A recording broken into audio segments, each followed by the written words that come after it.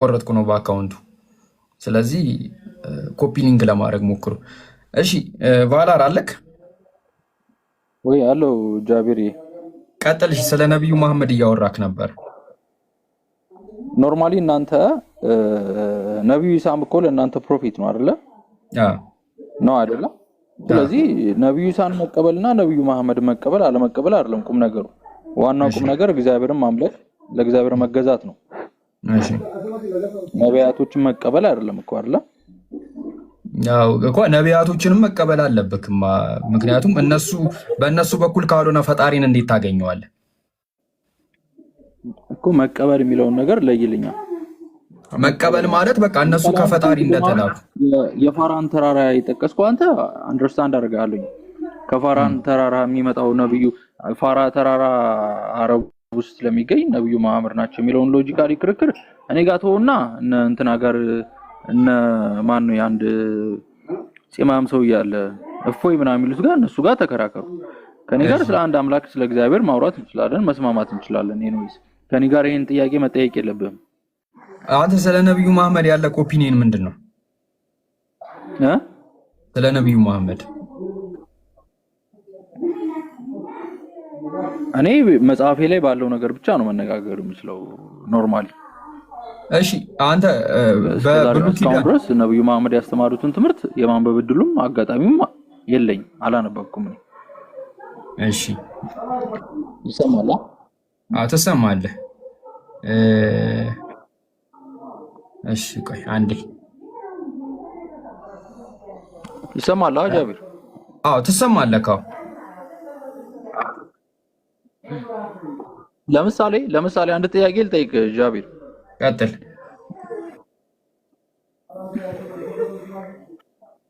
ጥያቄ ልጠይቅ፣ ስጨርስ ንገረኝ፣ እጠይቅሃለሁ።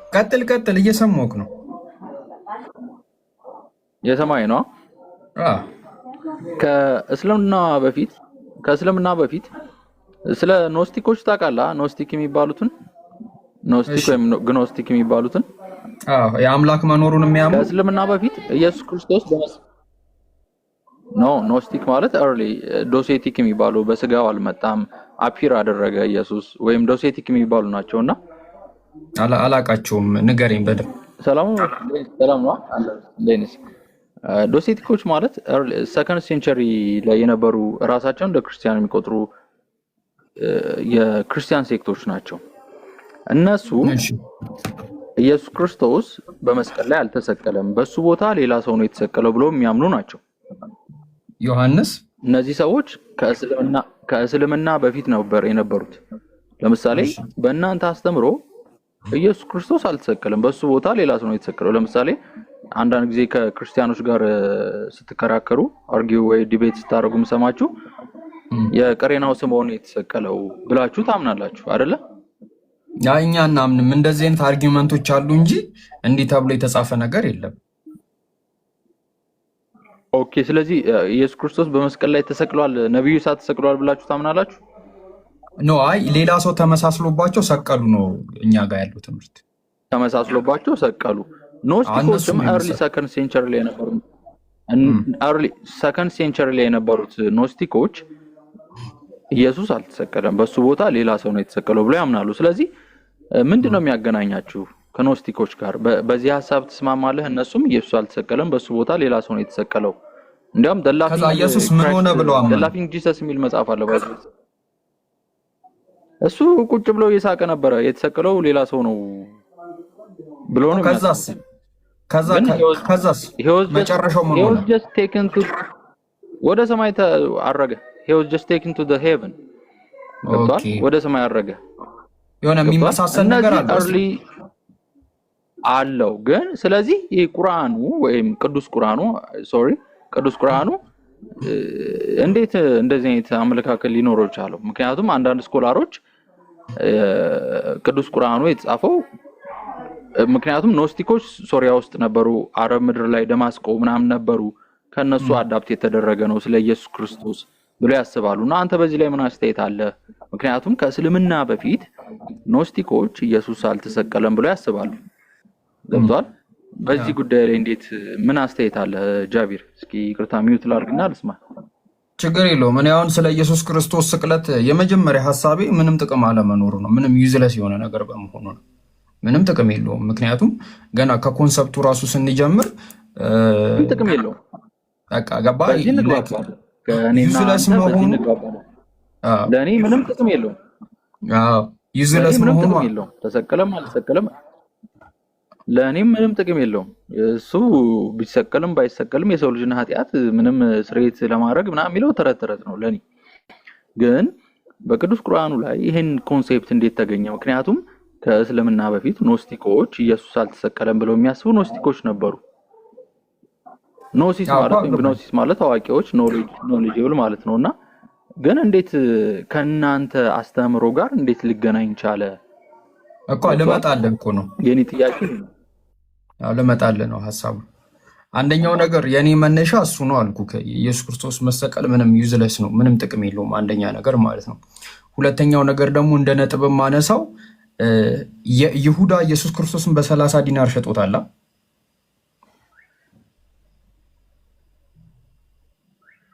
የክርስቲያኖች ወይም የጎስፔል ጸሐፊዎች ተረት ተረት ነው ኦኬ እንጂ አልሸጠውም ብለን ነው የምታምነው? የይሁዳን ታሪክ ያስገቡት ከየት እንደሆነ ታውቃለህ? ሸጠው አልሸጠውም አይደለም፣ ሸጠው አልሸጠም። ምን አይነት አውቶሪቲ ያለው ይሁዳ በኢየሱስ ላይ እኮ ምንድነው እኮ እሱን አሁን ክሊር አለመሆኑ ነው። ከምን አንጻር እንደሆነ ልነግርህ እኮ ነው። እሱ ገባ እኮ። ስለ አኪጦፌል ታውቃለህ ጃቢሬ? ክርስቲያን ነበርክ አይደለ? አዎ ነበርኩኝ።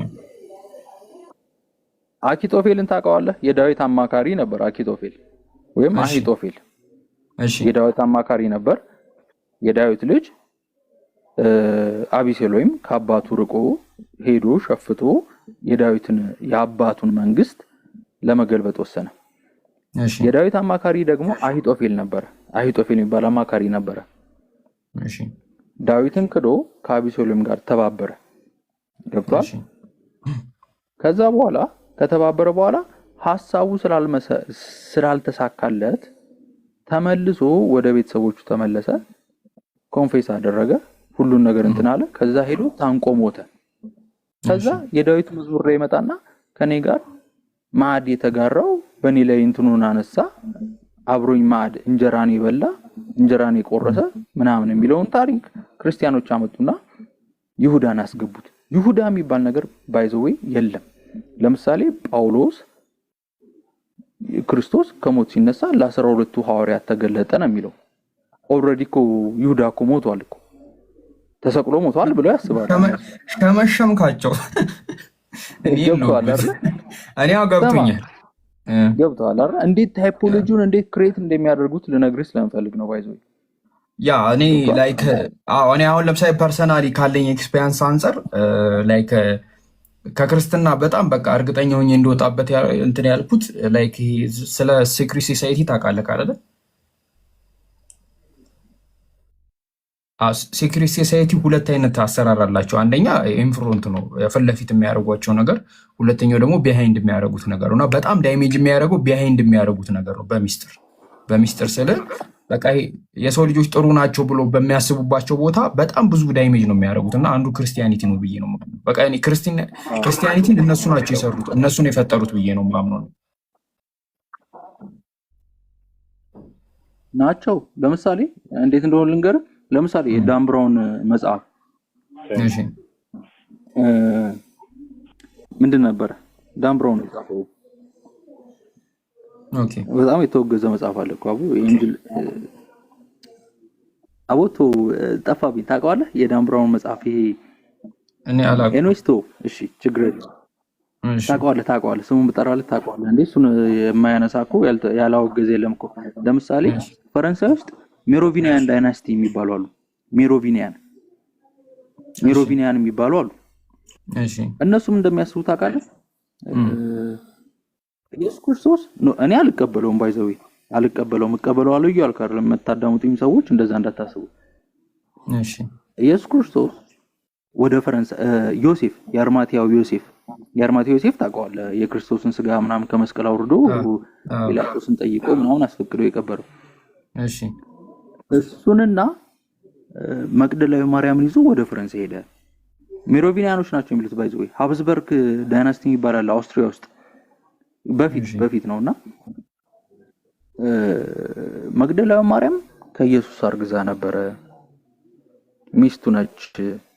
ከዛ የአርማቴ ዮሴፍ መግደላዊ ማርያምን ነፍሰ ጡር የነበረችው መግደላዊ ማርያምን ይዞ ወደ ፈረንሳይ ተሰደደ። ገብቷል። ከዛ ኢየሱስ ከመግደላዊ ማርያም የወለዳት ልጅ ታማር ነው የምትባለው፣ እሷን ለፈረንሳይ ንጉስ ዳራት። ከዛ በኋላ ከሷ የመጣ ዘሮች ነን ብሎ የሚያስቡ ሜሮቪኒያን ዳይናስቲ ይባላሉ። ይሄን ሂስቶሪካሊ ሰርች ማድረግ ትችላለህ። እኔ አምንበታለሁ እያልኩ አይደለም። ዳን ብራውን የሚገልጸው ኮንስፓይረሲ አይነት ቲዮሪ ነው።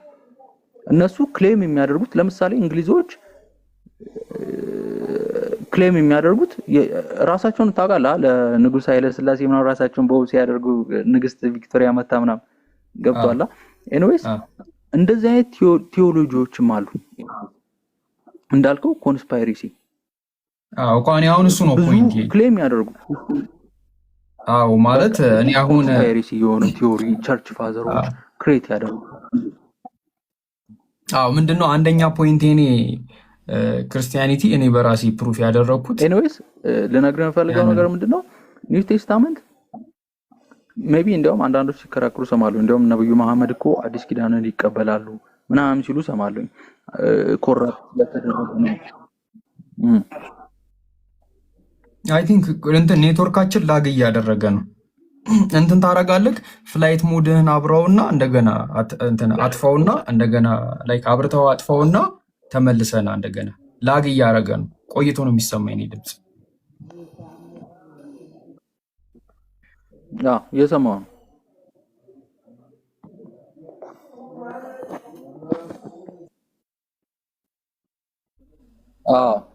እንደዛ ይቆራረጣል መሰለኝ።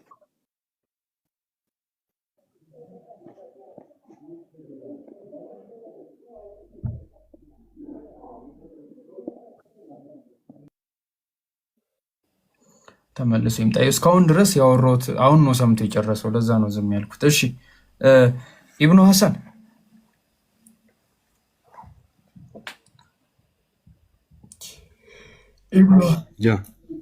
ሰላም አለይኩም። ወአለይኩም ሰላም ወራህመቱላህ። ጃይ ጉድህን እየሰማ ነው ቁጭ ብለህ የኔን ነው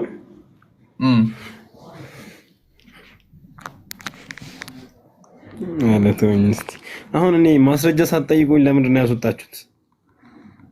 አይ ቆይ እያወራን ነው። አሁን እኮ ፍሬንድሊ ነው እያወራን ያለን። እኔ አሁን ልጁን መረዳት ነው ጥሩ ነበር።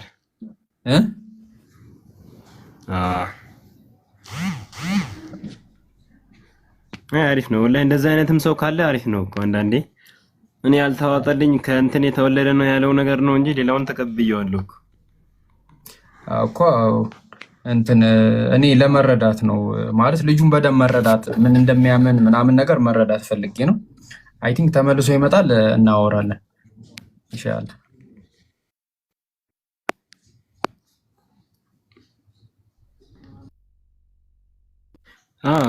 አሁን እሱ ከማርያምና ከዮሴፍ ምናምን የሚለው ነገር ትንሽ ይከብዳል፣ ለመቀበልም ትንሽ ይከብዳል። እሱ ነው እኮ እሱ ምን እምነቱ ምንድን ነው?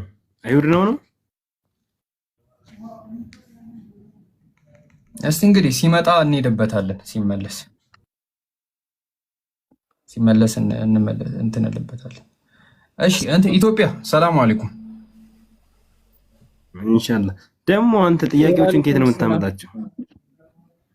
እሺ ለምን ጥያቄዎች ከኮንጎ ብራዛቢ እንዳረብሻችሁ ከታችሁኝ አዳምጣችሁ ነበር። ችግር የለውም አረብሽከንም ጊዜያችሁ እንዳልወሰዳችሁ ኤኒዌይስ። ኧረ አሪፍ ነገር ነው ያነሳከው። እኔ አንተን በደንብ አንደርስታንድ ማድረግ ስለፈለኩ ማለት ምን እንደምታምን ከየት ምናምን የሚለውን ነገር ማወቅ ፈልጌ።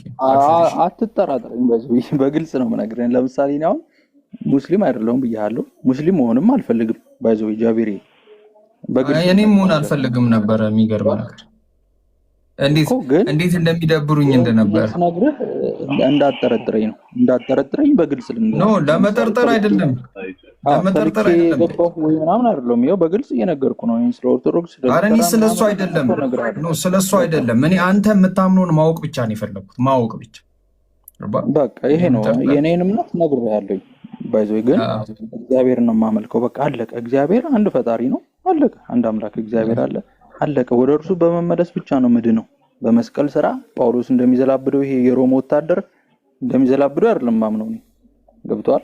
ጠምጣሚ እንደሚያወራው አይደለም ማወራው። ይሄ መድረክ ላይ ዘይት እንደሚሸጥ ነብይ ነኝ እንደሚል ሰው አይደለም ማምነው። በቃ መጽሐፍ ቅዱስ በቂ ነው ለኔ። እግዚአብሔር አምላክ አንድ ነው፣ አለቀ። አምላኬን እግዚአብሔርን አመልከዋለሁ። በቃ ሌላ ነገር ምንም የምፈልገው ነገር የለም። ስለዚህ በጥርጣሬ አይን አይተኸኝ የምትጠይቀኝ ከሆነ ተሳስተሃል። ይኸው ፊት ለፊት ኮንፌስ እያደረኩ ነው። ባይዘው አይ መጠራጠር አይደለም። አይ ምንም መጠራጠር አይደለም። እኔ አንተ የምታምነውን ነገር ገብቶኛል አልኩ ከነገርከኝ አንፃር። እኔ አንተ ማወቅ ብቻ ነው የፈለኩት። ገባህ? ማወቅ ብቻ። መልካም እና እንትን ነው እኔ ምን መሰለህ ላይክ መተ ሰላም ስትለኝ ምናምን ነገር ፍሬንድሊ ነው የገባከው ምናምን ወሬክም ፍሬንድሊ ነው። ለዛ ነው ላይክ ጥቅሶችን ማውጥቼ ሳወራክ ምንድነው አንደርስታንዲንግክ ነው ላይክ ያንተን አንደርስታንዲንግ ማየት ነው የፈለኩት። ኢቭን ማለት ነው የሆነ ነገር ልሰጥክ ብፈልግ ላስተምርክም ብፈልግ መጀመሪያ አንተን አንደርስታንድ ማድረግ አለብኝ። የቱ ጋር ክፍተት እንዳለብክ ምናምን ማወቅ መቻል አለብኝ። ይህ ዝም ብሎ ለሰው አይጋትም። እና ከእሱ አንጻር ነው እንዲህ እያደረኩ ያሉት።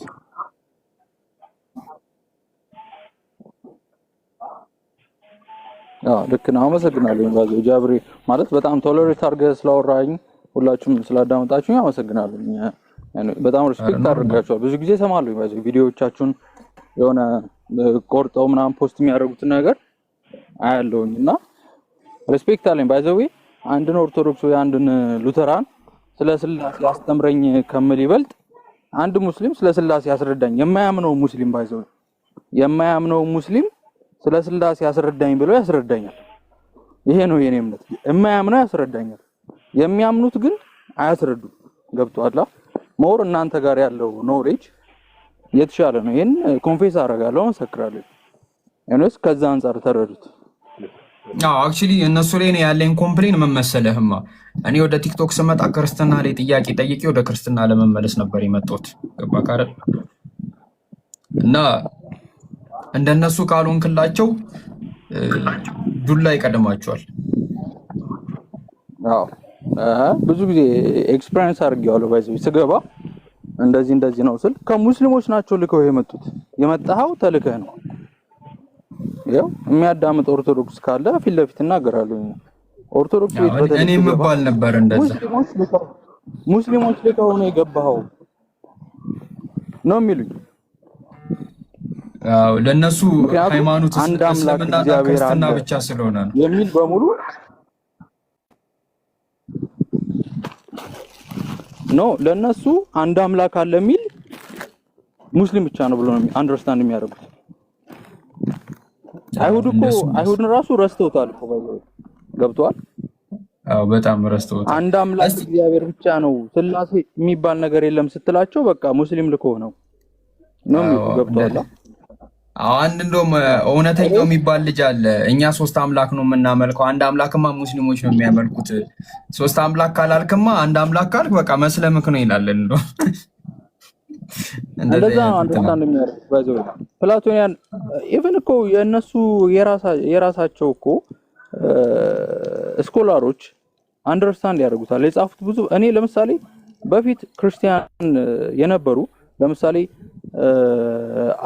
አዶልፍ ሃርናክ የሚባል አርሊ ክርስቲያን የነበረ ሰው አንቶኒ ባዛርድ የጻፉትን መጽሐፍቶችን አንብቤያለሁ እኔ ባይዘው። ገብቷል አይደል?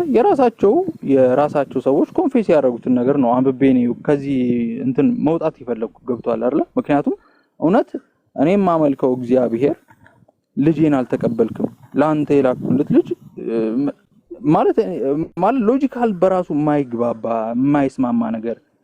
እውነት እግዚአብሔር አንድ አምላክ ሆኖ ክብሩን ለሌላ የማይሰጥ አምላክ እንዳለ አውቃለሁ። ክብሩን ለማንም ሼር አያደርግም ባይዘው። እግዚአብሔር አንድ አምላክ እግዚአብሔር ክብሩን ለማንም አይሰጥም። ገብቷል?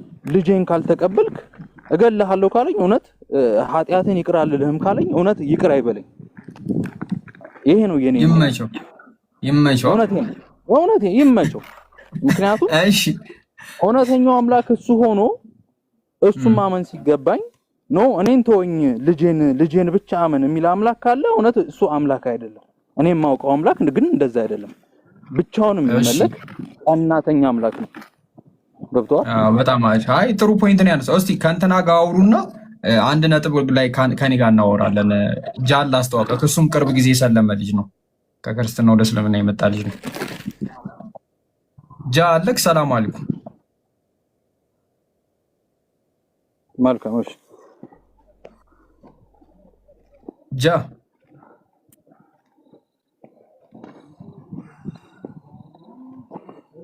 አይ ቲንክ የለም መሰለኝ። እሺ አንዴ ልጆችን ሰላም ልበልና ከኔ ጋር እንቀጥላለን። ኡስታዝ ወሂድ ቢመጣ አሪፍ ነበረ። በጣም ጥሩ ነገር ታወሩ ነበረ ካንተ ጋር። በጣም ጥሩ ማለት በጣም አሪፍ ነገር ታወሩ ነበረ። ኢንሻአላህ ከመጣ መጣ፣ ካልሆነ ደግሞ ኢንሻአላህ ሌላ ቀን ሊሆን ይችላል። እሺ እንትናን ቤሪያንም ካገኛችሁ ጥሩት። ተመሳሳይ ነገር ኢትዮጵያ ሰላም አለይኩም ሰላም ልበላችሁ እስከ ወአለይኩም ሰላም ወራህመቱላሂ ወበረካቱ። ጃይ እንዴት ነህ? አልሐምዱሊላህ። ሀጂ እንዴት ኖት? አልሐምዱሊላህ ሰላም ነው። እንዴት ነህ? አልሐምዱሊላህ ሁሉ ሰላም። እርሶ ጋርስ? አረ አልሐምዱሊላህ። ይኸው ሰሞኑን እኮ እያዘወተርኩ ነው። ናፍቀኸኝ? አልተቻለም። እንትን ስዘጋ ራሱ 1600 ታብታብ አድርጓል ብሎ ይመጣልኛል። ዜድ ሪፖርተር ያ ገደል ጤንነት ምናምን አሪፍ ነው? አልሐምዱሊላህ ሁሉ ሰላም ጃይ። አላህ ይጠብቆት ባሉበት። አሚን አሚን። እናንተንም አላህ ይጠብቃችሁ። እየሰማን ነው፣ እየተማርን ነው። ያመለጠንን ትምህርት እኔ አዲስ ነገር ማወቅ በጣም ደስ ይለኛል። በጣም ማለት ነው በጣም አይ ደስ ይላል። አሁን ከሱ ጋር ስትወያዩ ስተናወሩ የነበረው በጣም ደስ የሚል ነገር ነው። አዲስ ነገር ነው የሚያወራው ልጁም። አዎ አዲስ ነገር፣ ሰፋ ያለ ነገር፣ ሰፋ ያለ እይታ ያለውና ደስ ይላል። እየሰማን ነው። ዱዓ አድርጉለት። አዎ ለሁላችንም ዱዓማ ግድ ነው ለሁላችንም። እሺ እሺ ልስማ። እንትን ግን ማለት ሰው ካለ ማለት ነው ምንም ወደ ታች ለማውረድ እንዳታመለጥ። ትንሽ ስክሪን ሪከርድ ካንተ ጋር ልደረግና ከዛ እንትን እላለሁ አዞርዳል። ሳየው ወንበሩ በጣም ይመቻልና እስኪ እዚህ ጋር መጥቼ ደቅ ልበል ብዬ ነው። ይመች። አይ እሺ ቫላር አለክ?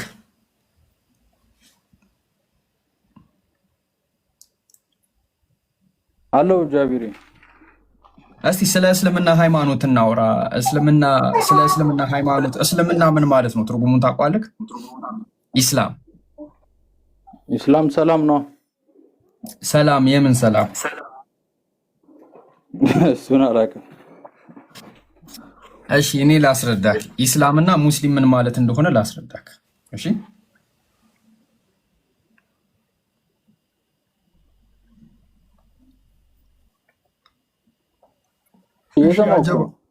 እሺ ታብታብ አድርጉ። ሁላችሁም ታብታብ አድርጉ። ቪዲዮ ለቀቅ ያለው እንትን ማለት ነው። እዩት አንደኛውን የተለቀቀውን ቪዲዮ። እሺ ኢስላም ማለት እንዳልከው ሰላም ነው። ግን ያ ሰላም በምንድን ነው የሚገኘው? ግዛት ውስጥ አምላክን በመታዘዝ ውስጥ የሚያገኘው ሰላም ማለት ነው። ይህንን ታውቃለህ?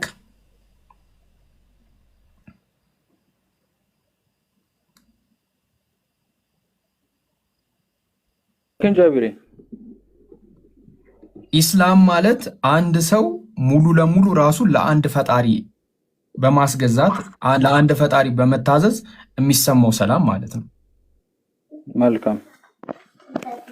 እሱ ኢስላም ማለት ነው። ሙስሊም ማለት ደግሞ ራሱን ለአንድ አምላክ የሚያስገዛ ለአንድ አምላክ ታዛዥ የሆነ ሙስሊም ይባላል። ኦኬ። ስለዚህ እኛ በእኛ ሃይማኖት ነብዩ መሐመድ በመጡበት ዘመን ላይ እስልምናን ሃይማኖት ሲጀመሩ ብለን አናምንም። ኦኬ። ከጥንት ጀምሮ የነበሩ ሰዎች አምላክን የሚገዙ አምላክን የሚታዘዙ እነሱ ሙስሊሞች ናቸው ብለን እናምናለን። ስለዚህ እስልምና የተጀመረው በነቢዩ መሐመድ ዘመን ሳይሆን ከአዳም ጀምሮ እስልምና ነበር። ማለት ሰዎች ሳይሆን እስልምናን የፈጠሩት ሰዎች ናቸው እስልምና ላይ የተፈጠሩት። ኖ አይ እስልምና ማለት ሰላም ነው እያልከኝ ነው አይደለ?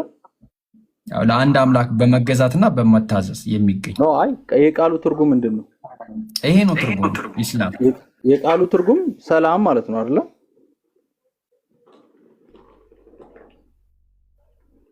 ነው አይደል ጃቢር? አይሰማም?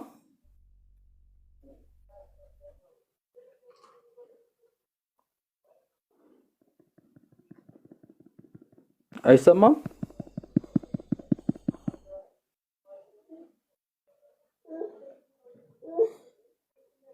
ጃቢር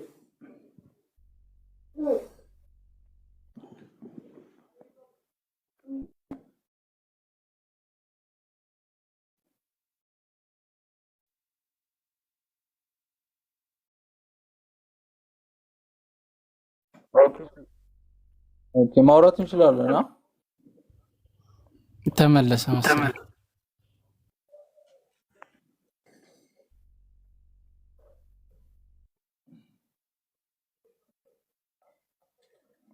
ሁላችንም ታብታ ሸር ኮፕሊክ እና አሰላሙ አለይኩም ወራህመቱላሂ ወበረካቱሁ። ያ ጀማ ታብታ ብናደርግ እና ሸር እናድርግላችሁ።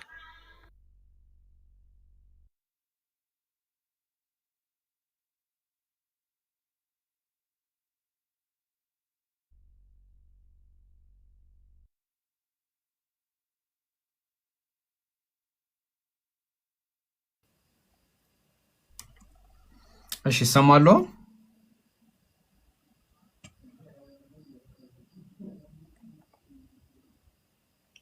ይሰማሉ?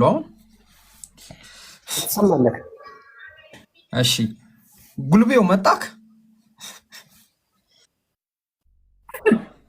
ወአለይኩም አሰላም ወራህመቱላሂ ወበረካቱ። አካውንትን ዲአክቲቬት አድርገው ነበር መሰለኝ። ምን ነው አይ ሱቅ ታለቀ ብር ጠፋብህ እንዴ? አይተኛ ብዬ ነው። አይ ፈልግ ያጣውክና ከዛ ገብቶ ነው ብዬ ከራሴ ጋር ስታገል ነበር። ኢብኑ ጠርቶኝ እኮ ነው። እስቲ አውራው ዩኒቴራን ቫላር አንዳንድ ነገር እያወራን ነበረ፣ ግን እስቲ ልጨርስላትና ይሄንን ታወራላችሁ ካንተ ጋር። እሺ ቫላር አለክ?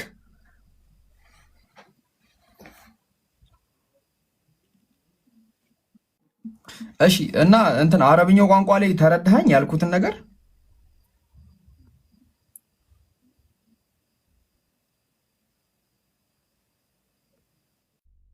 ይሄኛል አይደለ? ኢስላም ማለት ሰላም ማለት የምን ሰላም? እሱን አላውቅም። ሰላም ያው ሰላም ነው አይደለ? ሌላ ሰላም አይ ሰላም አለው ሰዋውን በመብላት ሰላም ያገኛል ምናምን። ግን ኢስላም ማለት አንድን አምላክ በመታዘዝ አንድን አምላክ በመገዛት የሚገኝ ሰላም ማለት ነው። ኢስላም ማለት እሱ ነው። ስለዚህ አይሁድ ሙስሊም ነው ማለት ነው። አይሁድ እስላም ነው። ለምሳሌ አይሁድ ለአንድ አምላክ ነው የሚገዙት። አይሁድ ማለት መገዛትና መታዘዝ ልክ አምላክ ያስቀመጠልህን ሕግ መታዘዝ አለብክ። በቃ ስለዚህ አይሁድ አምላኩ ላስቀመጠለት ሕግና ትእዛዝ ይገዛል። ሙስሊም ደግሞ አይሁድ ምንድን ነው? አይደለም ቆይ እስልምና ማለት ለተቀመጠልህ ሕግ መገዛትና መታዘዝ ከሆነ አንድ አምላክ ማምለክ ከሆነ ሁሉም ሙስሊም ነው። አይሁድም ሙስሊም ነው ማለት ነው አይደለ? እኮ አይሁዶች ምንድን ናቸው? አይሁድ ምን ማለት ነው? አይሁድ ራሱ ነው አይደለም? አይ እስልምናን እኮ ከአንድ አምላክ አለ ብሎ ማመን ጋር እያነጻጸርከው ነው አይደለ ብራዘር? ነው አይኔ የጠየኩህ እኮ እየነገርኩህ። አይሁድ ምን ማለት ነው? ስለ አይሁድ ማወቅ ፈልጌ ነው። አይሁድ ምን ማለት ነው? ታውቀዋለህ? አይሁድ ምን ማለት ነው አትበል። ማለት ዘር ነው ብዬ ነው የማምነው፣ ሃይማኖት ነው ብዬ አላምንም። አይሁድ ዘር ነው። እሱማ እኮ ሃይማኖት አይደለም። ሃይማኖትም ነው ዘርም ነው። ብዙ ስኮላሮች የሚጋጩበት ክርክር እንደሆነ ታውቃለህ። ባይዘው እኮ እኔ አሁን የማውቀው ግን እኔ አሁን ስታንዴ አይሁድ ማለት ዘር ነው። ምክንያቱም እኔ አሁን ለምሳሌ አይሁድን ወክዬ ልከራከር አልችልም። እኔ አይሁድ አይደለሁም። ለምሳሌ ተገርዣለሁኝ እንጂ አይሁድ አይደለሁም እኮ ገባ። እነሱ ግን እንደዛ ነው የሚያምኑት። እኔ አይሁዶችን ጠይቄ ያውቃለሁ። እዚህ ቲክቶክ ላይ ያሉ አይሁዳውያኖች ይሁዲ ማለት ዘር ነው፣ ሃይማኖት አይደለም። ገባ። ሂንዱ ማለት ለአንተ ምንድን ነው? ለምሳሌ ሂንዱም እሱ ሃይማኖት ነው። ሬስ ነው ወይስ ሪሊጅን ነው? ሪሊጅን። ሂንዱ ሬስ ነው ወይስ ሪሊጅን? ሪሊጅን። ሂንዱ ሪሊጅን ነው። አይሁድ ማለት አይሁድ ደግሞ ይሁድ የሚባለውን ሰውዬ የእሱ ዘሮች ማለት ነው። ኦኬ እሺ፣ ችግር የለውም። በዚህ ጉዳይ ላይ እኔ ኖርማሊ መከራከር ማውራት አልፈልግም። ይልቅ አሁን እነዛን እነማቸው እንትን በል እኮ ምን መሰለህ፣ እኔ አሁን ፖይንታችን እስልምና እያለ ያለው ከጥንት ጀምሮ ያንን አምላክ ሲገዙና ሲታዘዙ እሱ ባስቀመጠላቸው መንገድ ሲገዙ ሲታዘዙ የነበሩ ሰዎች ሙስሊም ናቸው ብሎ ነው የሚታመነው።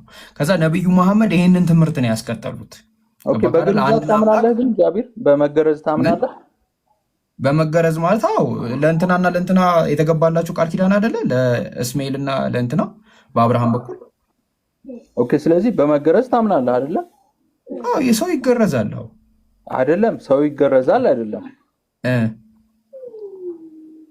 በግርዛት ታምናለህ ወይ ነው?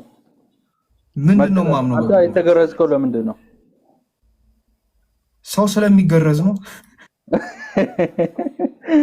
በውስጥ መስመር እናወራለን። ችግር የለም። ሌላ ርዕስ ካላችሁ ነው። ኖ እንቀጥላለን። እንዳትሄድ ችግር የለውም። ተገርዘሃል ኦልሬዲ። አንተ በእርግጥ ሙስሊም ከመሆኑ በፊት ነው የተገረዝከው። ግን ሲወለድ ጀምሮ ሙስሊም የሆነ ሰው የሚገረዘው ለምንድን ነው? እንግዲህ እኔ አሁን እሱን እስቲ ቆይሽ እንትን ልበል። ስለሚይዝ ነው ቆሻሻ እንትን ስለሚይዝ ከምዘባርቅ ኢብኑ አለክ ከምዘባርቅ እኔ ወይስ አንተ? ኧረ እኔ ነኝ እንጂ እኮ እንደዛ ብላ ኢብኑ ቀጥል። ስለ ግርዛት አወራው የምታውቀው ነገር ካለ። እሺ፣ ግርዛት ላይ እኮ የሚነሱ ነገሮች አሉ። ብዙ የሆነ ሐዲስ አለ ለአላህ ወላሂ አሁን ለማውጣት አልችልም። አንድ ስልክ ላይ ያለኝ የሆነ ሐዲስ አለ ያስቀመጠበት ለምን ግርዛቱ ለምን እንደሆነ ተቀመጠበት እስልምና ላይ። ይሄ ባዮሎጂካል የምናየውም ነገር አለ። ሌሎች ኬዞችም አሉ። እንደውም አንዳንዴ የእንትን ኬዞች አሉ። ይሄ ከማግባት ከመውለድ ጋር ምናምን የተያያዙ ነገሮች ምናምን አለበት። ለዛ ምክንያት ነው እንጂ እኛ ሌላ መለኮታዊ ነገር አለው ብለን አናምንም። ይገባኛል። ስለሆነ ትእዛዙን በመፈጸማችን እናገኝ እንችላለን። ኢብኑ አለመገረዝ ምንም አይከለክልህም። እንዴ ወደኋላ እየጎተትክም ልትታጠብ ትችላለህ ወይ? ገብቷል? ሸለፈትን ወደኋላ እየገለጥ ገብቷል። ስለዚህ ከባድ ነው። መገረዝ የተሰጠው ለማን ነው? ከባድ ነው በጣም ብዙ ነገር አለው። ብቻ ልንገርህ፣ ህጉ ተሽሯል ይለዋል። ህጉ ተሽሯል። ጳውሎስ እንዳስተማራቸው ህጉ ተሽሯል፣ ግን ይገረዛሉ። ለምን ነው የምትገረዘው ስትለው ጤናህን ጠብቅ ምናምን ብሎ ይመልሱልሃል። ሌሎቹ ደግሞ ትራዲሽን ነው፣ በቃ የወረስነው ትራዲሽን ነው። ጳውሎስ ምን ይላል? ብትገረዝ ባትገረዝ ለክርስቶስ ምንም ጥቅም የለውም ይላል። ገብቷል? ግን አሁን ሙስሊሙም ክርስቲያኑም ኦርቶዶክሱም ጴንጤውም ይገረዛል። ግርዛት ለማን ነው የተሰጠው? ለአብርሃም ልጆች ነው። እስማኤል ተገርዟል አይደለ? ይስሐቅም ተገርዟል። ስለዚህ ሁለት ህዝቦች ናቸው ያሉት። ባይዘው አንዳንዶቹ የሚረዱት ተገርዟል። ልክ እስማኤልንና ይስሐቅን ልክ አንታጎኒስት ጠላት አድርገው የሚያስቡ ሰዎች አሉ። አይደሉም። ሁለቱም የአብርሃም ወራሾች ናቸው። ባይዘው እስማኤልም የአብርሃም ወራሽ ነው፣ ይስሐቅም የአብርሃም ወራሽ ነው። የመገረዙ ቃል ኪዳን እስማኤል ላይ ብቻ አልቆመም፣ ይስሐቅ ላይ ብቻ አልቆመም፣ ለእስማኤልም ተሰጥቷል። ገብቷል? ስለዚህ ህግ ተሽሯል የሚሉ ሰዎች አሉ። ለምንድን ነው የተገረዝካቸው? ሱሪን ገልጠህ እኛ እኮ እሱ ላይ አይደለም። አሁን ለምን ተገረኛ የምንገረዝበትን የራሳችንን አረዳድ ነው የጠየቀን። እሱን እኛ ከእንደዚህ አይነት አሁን ለምሳሌ እኛ ምን አይነት እምነት አለን መሰለህ? ነብዩ መሐመድ ሰለላሁ ዐለይሂ ወሰለም ያዘዙንን ትእዛዝ ስንፈጽም በዛ ነገር እንመነዳበታለን። ለምን? ነብያችንን በመታዘዛችን ነብዩ መሐመድ ሰለላሁ ዐለይሂ ወሰለም በመታዘዛችን እንጂ ሌላ እንዲህ ከአብርሃም ጋር የሚያያዝ ነገር አይደለም ነው የምልህ እኮ። ለምሳሌ አሁን እናንተ ስትታዘዙ ነብዩ ሰለላሁ ዐለይሂ ወሰለም ሲታዘዙ ግርዛት ለምንድን ነው ጥቅሙ? ምንድነው? ኮቬናንት ነው ወይስ ምንድነው? ይሄ በቃ የሚታዩ ነገር ነግሬሃለሁ እኮ እንደዚህ አሁን ለምሳሌ ይሄ ሽንት ይነካዋል። እንዲሁም ደግሞ ከእንትን ከምንድን ነው የሚባለው ከዘርም ጋር የሚያያዝ ነገር አለው። ብዙ ጊዜ እንደዚህ ሆነ ስትቆይ የመውለድ ቻንስ ነው የሚቀንሳል አይነት ነገር። በጣም ወደ ውስጥ ገባችሁ።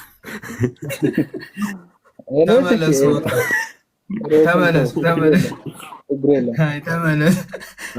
አንድ ርዕስ አንድ ነገር ልጨምርለትና እንደውም ሁለተኛ ነገር ደግሞ ሽንት ይነካዋል። ያ ቦታ አይታጠብም። በእኛ ደግሞ ነጃሳ ነው ብለን እናስባለን፣ ሽንት ማለት ነው። ያም ነገር ስላለ በዛ ምክንያት ነው። በቃችሁ የሆነ ስለመለኮት በቃ እንዲህ ምን በጣም እኔ ተጨነኩኝ የራሱ ማለት ነው። እሺ ለማንኛቸውም ምን መሰለህ እንትን ባላር ወይ እስልምና ማለት ይሄ ነው። ሙስሊም ማለት ደግሞ ያው ፈጣሪ አንድ ነው። አንተም እንደምታውቁኝ እኔ ምንድነው የማምነው ክርስቲያኖችም ሙስሊሞችም አንተም ይሁዲዎችም የሚያመልኩት አምላክ አንድ ነው። አንድ አይነት አምላክ ነው የሚያመልኩት። አይደለም ክርስቲያኖችን እዚህ ጋር ታስገባ አንድ አይደለም እኮ እኔ የኔን መረዳት ላስረዳናት እንትን ትለኛል። ክርስቲያኖች አንድ አምላክ አይደለም የሚያመልኩት ነው። አንድ አይነት አምላክ ነው የሚያመልኩት ነው። አንድ አምላክ ሳይሆን አንድ አይነት በፍጹም። እሺ ላስረዳክና የኔን ፖይንት እንትን ትላለህ ልጨርስልህ። ተስማማለህ ከኔ ጋር? እርግጠኛ ነኝ። እኔ ክርስቲያኑም ይሁዲውም ሙስሊሙም አንተም ሁሉም አንድም ፈጣሪ ነው የሚያመልኩት ብዬ ነው የማምነው። ግን ምንድነው የሚያለያየን? ለዛ ለፈጣሪ ያለን እይታ የነው የተለያየ ብዬ ማሰቡ። ለምን ሲባል እኛውን አምላካችን በምንነትም በማንነትም አንድ እንደሆነ ነው። ይሄ አንደርስታንዲንግ ነው ያለን። ገባካ? ክርስቲያኖች ጋር ስትሄድ ግን እኛ በምንነትም በማንነት አንድ አምላክ የምንለውን አምላክ እነሱ አንድም ሶስትም እንሄዳሉ።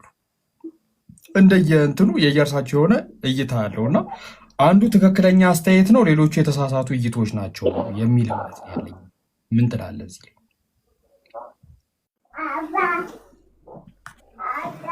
እነሱ እንደዛ አንደርስታንድ ካደረግ ገና ወደ አንድ አምላክ ወደሚለው ፌዝ አልመጣህም ማለት ነው። ጃብሬ ለከሳ አይደል? ኖ ተሳስተዋል። እንደዛ አንደርስታንድ ካደረግ ተሳስተዋል። እነሱን ክርስትናም አንድ አምላክ ነው የሚያመልከው ብለህ የምታስብ ከሆነ ተሳስተዋል። ኖ እንደሱ አይደለም ያልኩት። አላገኘኸኝም ባላር። እንደሱ አላልኩም። ይሄማ ምን መሰለህ እኛ አሁን ለምሳሌ ልንገርክማ እኔ አንተን አወሮክ ፖላይት ነህ። ገባክ አይደለም? ፖላይት ነህ እና በቃ እኔ አሁን ስለአንተ አንድ ሰው መቶ ቢጠይቀኝ ቫላር ዩኒቴሪያን ነው እንዲህ ነው የሚያምነው ብዬ ስለአንተ እናገራለሁ። አንድ ኦርቶዶክስ ደግሞ ስለአንተ ቢጠየቅ ሙስሊም ነው ተላላኪ ነው ምናምን ብለው ነው የሚያወሩት። እኔና ክርስቲያኑ ስለ አንድ ሰው ነው እያወራን ያለ ነው አይደለ? ስለ አንተ ግን የተለያየ እይታ ነው ያለን። ልክ ነው። ክርስቲያኖችና እኛም እንደዛ ነን ነው ብዬ የምናወራው ስለ አንድ አምላክ ነው፣ ግን አንዳችን ተሳስተናል ነው ፖይንቱ። ኦኬ አንደርስታንድ አድርጋለሁ። አገኘኝ። እነሱ ምንድነው ያደረጉት? እንደኔ እይታ ይሄ አንዱ ፈጣሪ ላይ መንፈስ ቅዱስና ወልድ የሚባል አምላኮች ጨምረውባቸዋል፣ ከዛ ሶስት አድርገዋቸዋል ብዬ ነው የማምነው። ተረዳኝ? ግን እንደዛም አድርገውት ግን የሚያመልኩት አምላክ አንድ ነው ብለህ ታስባለህ? ኖ ሶስት አምላክ ነው የሚያመልኩት። እሱን ስንቀጠቅጣቸው አይደል እንዴ የምንለው? ሶስት አምላክ ነው የሚያመልኩት። ስለዚህ ማስታረቅ አትችልም። ባይዘው ልናስታረቃቸው አይገባም። ኖ ለማስታረቅ አይደለም፣ እይታቸው ተንሻፏል የነሱ። ገባክ አይደለ? ግን ስለ አንድ አምላክ ነው እያወራን ያለን። ይገባኛል። በቃ እሱን ነው እያልኩት ያለሁት እንጂ አንድ አምላክማ አይደለም የሚያመልኩት። በቃ እኔም አንደርስታንድ ማድረግ ይሄን ነው። ምክንያቱም እና ይሄን ነው የነገርኩህ። ፖሊቴይስቶች ናቸው። ፖሊቴይስት አርሊ የግሪኮ ሮማያን አስተምሮ ለነ ዲዮኒሲስ ውሃውን ወደ ወይን ለምሳሌ አንደርስታንድ የምታደርገው ታውቃለህ። ባይ ዘ ዌይ ከኔ ይበልጥ ታውቃለህ ብዬ ከኔ የበለጠ አንደርስታንዲንግ አለ። ኧረ እኔ ምንም እውቀት የለኝም ሀቢቢ አትሽው። ኖ አንደርስታንዲንግ አይ እውቀት ስልህ እውቀት መጨረሻ የለውም። እኔ አሁን አንድ ጸዴ ሰው ነው ማስተዋወቀ ተዘጋጅ። በጣም ጸዴ እውቀት ያለው ሰው ማስተዋወቀ አውቀዋለሁ። የምጠቅሰውንም ሰው ግን እውቀት ስልህ ይሄ ወርልድሊ ዓለማዊ የሆነ እውቀት አለ፣ ስፒሪቹዋል የሆነ እውቀት አለ። ግን እውቀት ስልህ ምን አይነት እውቀት ነው? ገብቷል አይደል? የምናውቀው አምላክ አንድ ነው። እኔ ለምሳሌ በፊት ሙስሊሞች የሚጠቅሱት አምላክና ክርስቲያኖች የሚጠቅሱት እግዚአብሔር ነው፣ በቃ አላህ አንድ ነው ብዬ ነበር ማስበው። ኖ አይደለም፣ በፍጹም ገብቷል። አይሁድ የሚጠራው አምላክ፣ ሙስሊም የሚጠራው አምላክ አንድ ነው፣ አለቀ። ክርስቲያኖች የሚጠሩት አንድ አምላክ የሚሉት ግን በሶስት አካል የሚገለጽ ነው። ይሄ አንድ ነው ካልከኝ እኔና የነሱ እይታ ተንሸዋሯል። አሁን ለምሳሌ ስለኔ ከጠየቀኝ ምን መሰለ፣ እኔ ወደ እስልምና ሃይማኖት ስመጣ አምላኬን አይደለም የቀየርኩት ማለት ያኛው አምላክ አይደለም ብዬ አይደለም እንትን ያልኩት። ለዛ አምላክ ያለኝን እይታ አስተካከልኩኝ። ምንድነው ያስተካከልኩት? መንፈስ ቅዱስና ወልድ የሚባሉት እዚህ አንዱ አምላክ ላይ አድ የተደረጉ ሌሎች አምላኮች ናቸው። ስለዚህ እነሱን ተውኳቸውና ያንን አምላክ በብቸኝነት ያዝኩት እንጂ እኔ አሁን እንደዛ ራስ ማሰብ የለብህም። እንደዛ ራስ ነው። እኔ እንደዛ ነው እንደዛ ማሰብ የለብህም። ለምን እንደዛ መሆን የለበትም። ያን አምላክ አንድ ነው አይደለ? እነሱ በሶስት አስተካከልኩት። ይኸውልህ ማስተካከል አይደለም ባይ ዘ ዌይ አልራክም ማለት ነው። ገና አልወጣህም፣ ገና አልራክም ማለት ነው። ገብቶሃል አይደለ? አንድ የሆነ አምላክና እኔ አሁን በቃ ማየት አይደለም ኮንቨርሴሽን አይ ነው ተረድቻለሁ። ችግር የለም። ገብቶሃል? አዎ ገብቶኛል። ሰው ላስተዋወቅክ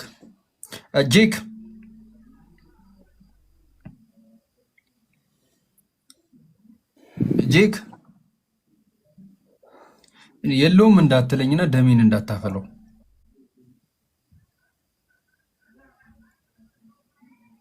እኮ እንትን ኔትወርክን ሪስታርት አድርጎ። እሺ ጃሃለክ አሎ ሰላም አለይኩም። ሰላም ነው ወገን ታረክ ከየትኛው ቤተ እምነት ነው?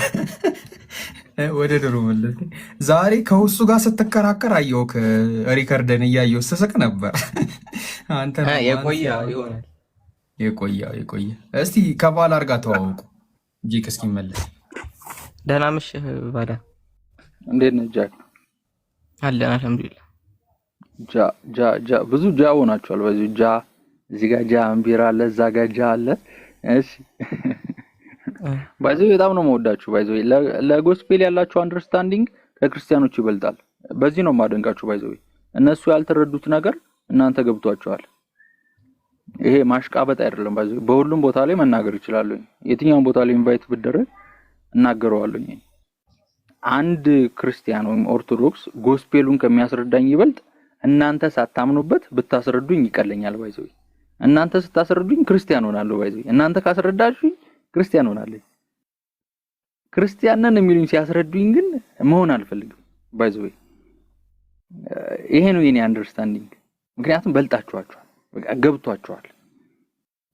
ገብቷል። እየሰማችሁኝ ከሆነ እና ቀጥል ይታይ። እሺ ቆይ ጃ እንዴ እሺ ይቅርታ ጄክ አሁን ይሰማል?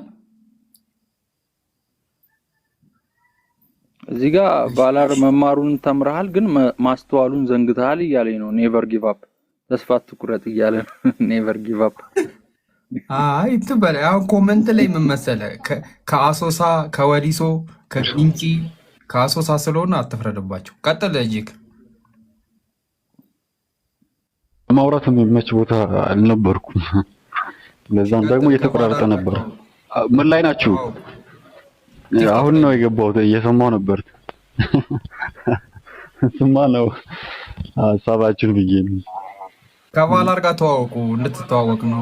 ወንድም የለኝም አምጣልኝ ያልክ ስታለቅስ አልነበረ? ይኸው አመጣው። ኦኬ ባላር የሚለው ነው። እንዴት ነህ ባላር? እንዴት ነህ? አሎ መልካም። እስቲ ሀሳብ አለ እንዴ? ያንተ እንደ ጃቢር ሀሳብ እንደው ስለ ምን ህይወት ምን እንደሚያምን ታስባለህ? ምናምን ጠይቀው። ተዋወቁ ተዋወቁ ነው እስኪ ያልኩት። ስለ ላይፍ ምን ታስባለህ? ኧረ ተው። ስለ ላይፍ ቦይ ሳሙና ይሻል። የ97 ጥያቄ ምን አደረኩት? የ97 የድሮ ነው እንዴ? ጥያቄ ትይዛለህ። የድሮ ጥያቄ አደረኩ። ጄኬ ቫላር እባላለሁ። ሚታሪያ ነኝ ስለ አንድ አምላክ እግዚአብሔር አለ። ስላሴ የሚባል ነገር የለም። ኢየሱስም አምላክ አይደለም ብዬ የማስብ ሰው ነኝ። ግን ሙስሊም አይደለሁም። ሙስሊም መሆንም አልፈልግም። ግን መተባበር መተጋገዝ እንችላለን። በአስተምሮ ላይ ዩናይትድ መሆን እንችላለን። ኦኬ አይ ገባኝ። እኛ ራሱ እኮ ዩኒተራን ነን እኮ አይደለ? ያኔ ዩኒታሪያን ሆነ ዩኒ ጋር ነው የምናምነው። ሞኖቲዝም ነው የምንቀበለው። ሳቦታችን ስለ ክርስቶስ ሳክሪፋይስ ትቀበላለህ? ኢየሱስ ለሰው ልጆች ኃጢአት ሞቷል ብለህ ታምናለህ? አይ ሳክሪፋይድ ሆኗል ብዬ አላምንም። በመሰረቱ ኦሪጂናል ሲን አናምንም። እኛ ኦሪጂናል ሲን አናምንም። ኦሪጂናል ሲንን ከቀጠቀጥከው ቨርጂን በርዝ የለም፣ ሳክሪፋይስ የለም፣ አለቀ። ኦሪጂናል ሲን ላይ በቃ እሱ እኮ ነው የሁሉ ነገር መሰረቱ እሱ ነው። በቃ ኦሪጂናል ሲን የለም ካልክ ሳክሪፋይስ የለም፣ አያስፈልግም። ኦሪጂናል ሲን አንተ ተቀበለዋለህ? እሱን ኦሪጂናል ሲን ተቀበለዋለህ? ነገር የለም።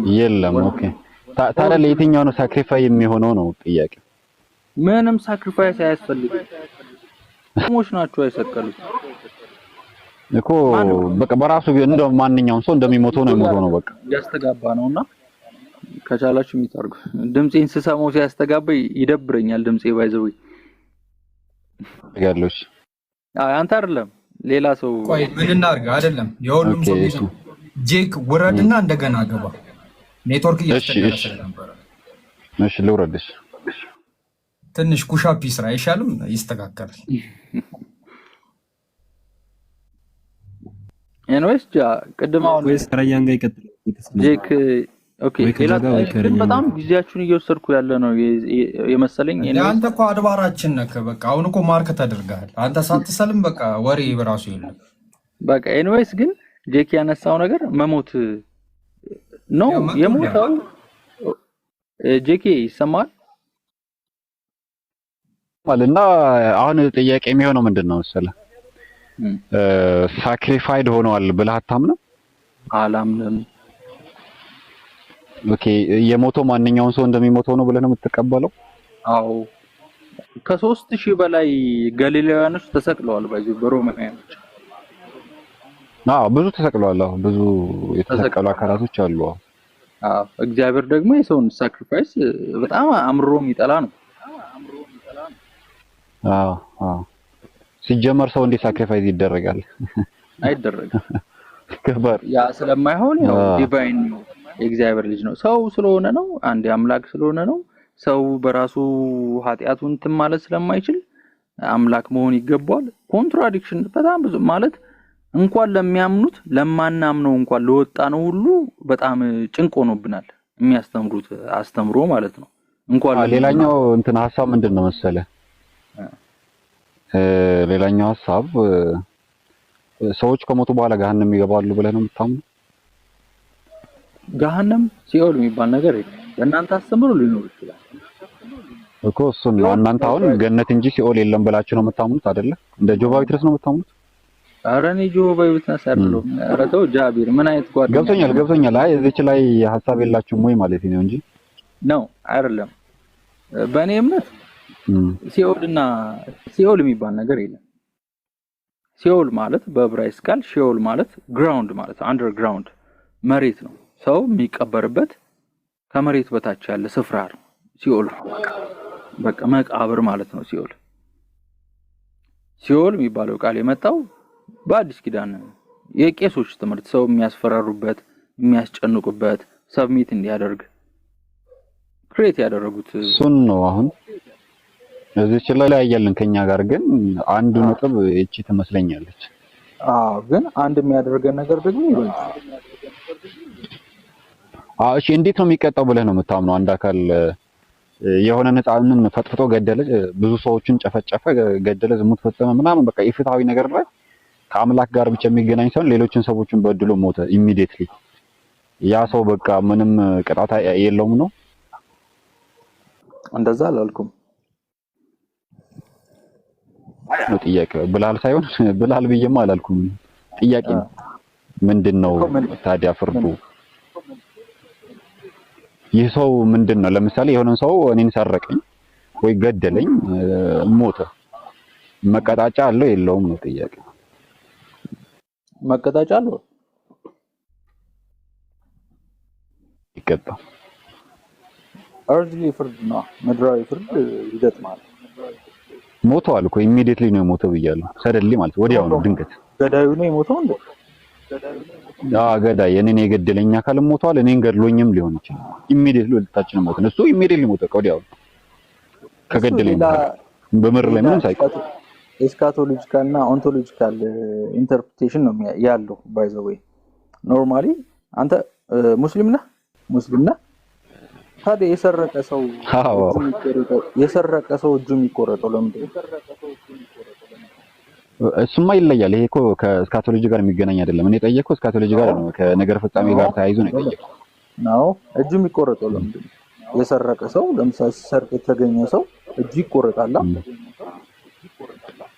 ይቆረጣል። ይሄ ምድራዊ ፍርዱ ነው። ግን ሁሉም የሰረቀ አይደለም የሚቆረጠው በእስልምና ነው። አይ ይሄ ምድራዊ ፍርዱ ነው አልከኝ። ምድራዊ ፍርድ ግን የሰረቀ በሙሉ አይቆረጥም። ሰማያዊ ፍርድ ካለ የምድራዊ ፍርድ ምን ያደርግልሃል? ለምሳሌ አለ ልዩነት አላቸው ምድራዊና ሰማያዊ። ለምሳሌ የሆነ አካል ሰርቆኝ ኢሚዲየትሊ ሞተ፣ ምድራዊ ፍርድ ሳይሰጠው ማለት። ኦኬ ስለዚህ ለሱ እኛ ጋር መፍትሄ አለው። የሰማያዊ ፍርድ የሚያስፈልግህ ከምድራዊ ፍርድ ላመለጠ ሰው ነው? እንደዛ ብቻ አይደለም፣ የተለያዩ ናቸው ፍርዶቹ። ከአምላክ ጋር ተያይዞ ከሆነ ይቀር ሊል ይችላል። ከአምላክ ጋር ተያይዞ ከሆነ በባሮች መካከል በፍጥሯኖች መካከል ከሆነ ግን ምድር ላይ መፍትሄ ካላገኘ ወደ ቀጣይ ህይወት ይሸጋገርና በቀጣይ ህይወት ላይ ፍርድ ይሰጠዋል ማለት። አሁን እናንተ ላይ በነገረ ፍጻሜ መሰረት በዛ ትምህርታችሁ መሰረት ምንድነው መፍትሄ የተቀመጠው በሁለት ፍጥሯኖች መካከል? እናንተ ላይ ስትል በአንተ ኮንሴፕት ማለት ነው። በአንተ እምነት መሰረት እኔ ምንድነው እምነቱ ታውቃለህ? ዩኒቴሪያን ነኝ አይደል ያልከኝ? እሺ እኮ በአንተ አረዳድ ነው እየጠየቅኩ ነው። በነገራችን ላይ ኮንክሉድ እያደረኩ አይደለም፣ እየደመደምኩ ሳይሆን እንድትነግረኝ ነው እየጠየቅኩ ያለሁት። ጠላትን ያስተዋወቀኝ አሁን ጥያቄ ነው። አልደመደምኩም። ላግባባችሁ ጥያቄ ነው። ኧረ ጥያቄ ነው። እኔ ገብቶኛል ጄኬ፣ ስቀልድ ነው። እሺ ጥያቄ ነው እንድትነግረኝ ነው እየፈለኩ ያለሁት። አልደመደምኩም ባይዞይ እና ምንድነው መፍትሄው ነው ጥያቄ ነው። ይኸውልህ አሁን ለምሳሌ አንተ አሁን በሲኦልና በገነት ታምናለህ አይደል? አምናለሁ። እንዴት ልታምን ቻልክ? ገረኝ ስላለና አምላክ ሪዘረክሽን ኦፍ ዘ ዴድ ባዲ ታምናለህ? የሙታን ትንሣኤ ትቀበላለህ? የሙታን ትንሣኤን ትቀበላለህ? ላይፍ አፍተር ዴዝ ማለት ነው። ሪዘረክሽን አለ። እሱን እቀበላለሁ። ምን አይነት ሪዘረክሽን እቀበላለሁ? በስጋ ወይስ በምንድን ነው ያለው?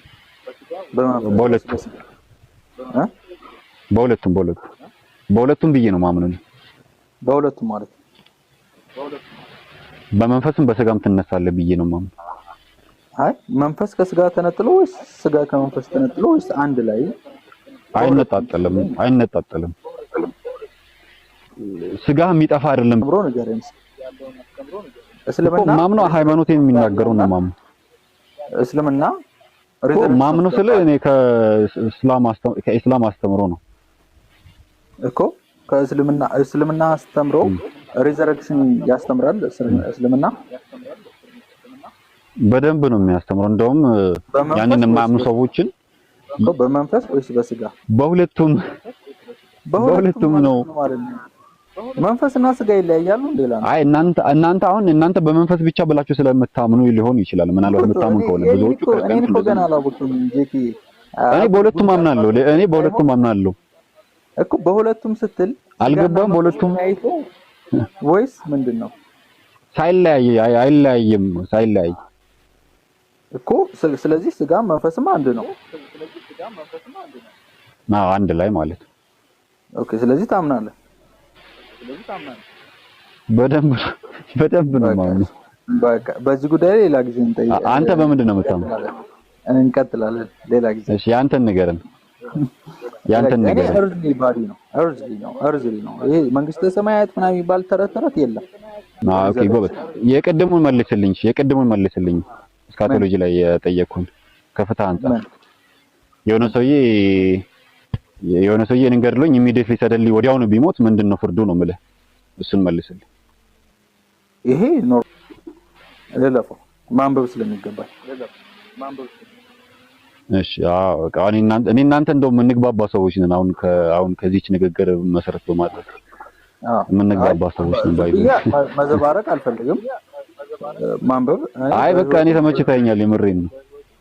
ማንበብ እፈልጋለሁ። ምክንያቱም እኔም እንደዛ ነው ማምነው። እኔ ለምሳሌ ብትጠይቀኝ የማላውቀውን ማንበብ አለብኝ ብዬ ነው እኔም እንትን ብለው ማንበብ አለብኝ። ምክንያቱም በእንደዚህ አይነት ነገሮች ላይ ዝም ብዬ ደስ የሚለው ነገር እንደሆነ ታውቃለህ። እኔ ዲፌንድ የማደርገው የሃይማኖት ሴክት የለኝም፣ ዲኖሚኔሽን የለኝም። ገብቷል። ለምሳሌ ብዙ ጊዜ የሆነ ቦታ ላይ ስትገባ ሉተራን ጋር ወይ ኦርቶዶክስ አስገባ፣ እስኪ መጀመሪያ የመጣህበትን እምነት ተናገር ምናምን ይለዋል። ገብቷል አይደለ? ያንን የሚጠይቁ ለምን እንደሆነ ታውቃለህ? የሆነ ስኮር ነጥብ ለማስቆጠር ነው። ወይው እንትናን ወክሎ የተከራከረው ምናምን ይለዋል። እኔ እንደዚህ አይደለም። ማንበብ እፈልጋለሁ፣ እማምንበትን እቀበላለሁ። ዛሬ ለጠየቀኝ ጥያቄ መልስ ሳገኝ ነገ ኦኬ ጄክ እንደዚህ ነው ቤል አስረዳህ ይችላል። ግን አሉኝ በጣም ረጅም ጊዜ ሰጣችሁ።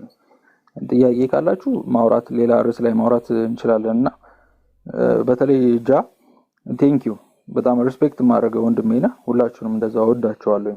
እድል ስለሰጣችሁኝ ባይዘው ሌሎች የከለከሉኝን እድል ስለሰጣችሁኝ ማለት ነው። አረ ኖርማል ነው።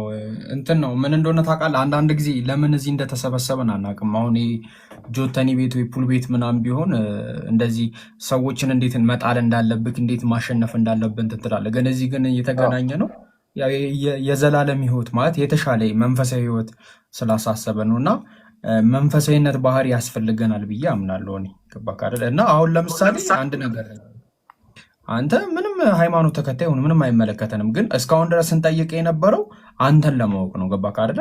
ግን ምንድነው እንዳልከው ምን መሰለ የሚፈልጉት እንትን ይላሉ አንተን ለማጥቃት ዊክነስን ለማወቅ ከየትኛው ቤተ እምነት ነው ይለዋል። ገባህ? እና አሁን እኛ ለምሳሌ ክርስቲያኖች ሲመጡ ከየትኛው ቤተ እምነት እንደሆኑ እንጠይቃቸዋለን። ለምን እንደምጠይቃችሁ ታውቃለህ? ላይክ የኤቲስት ጥያቄ ይጠይቁናል። የኤቲስት ጥያቄ ማለት እነሱ የማያምኑበትን ነገር እኛን ይጠይቁናል።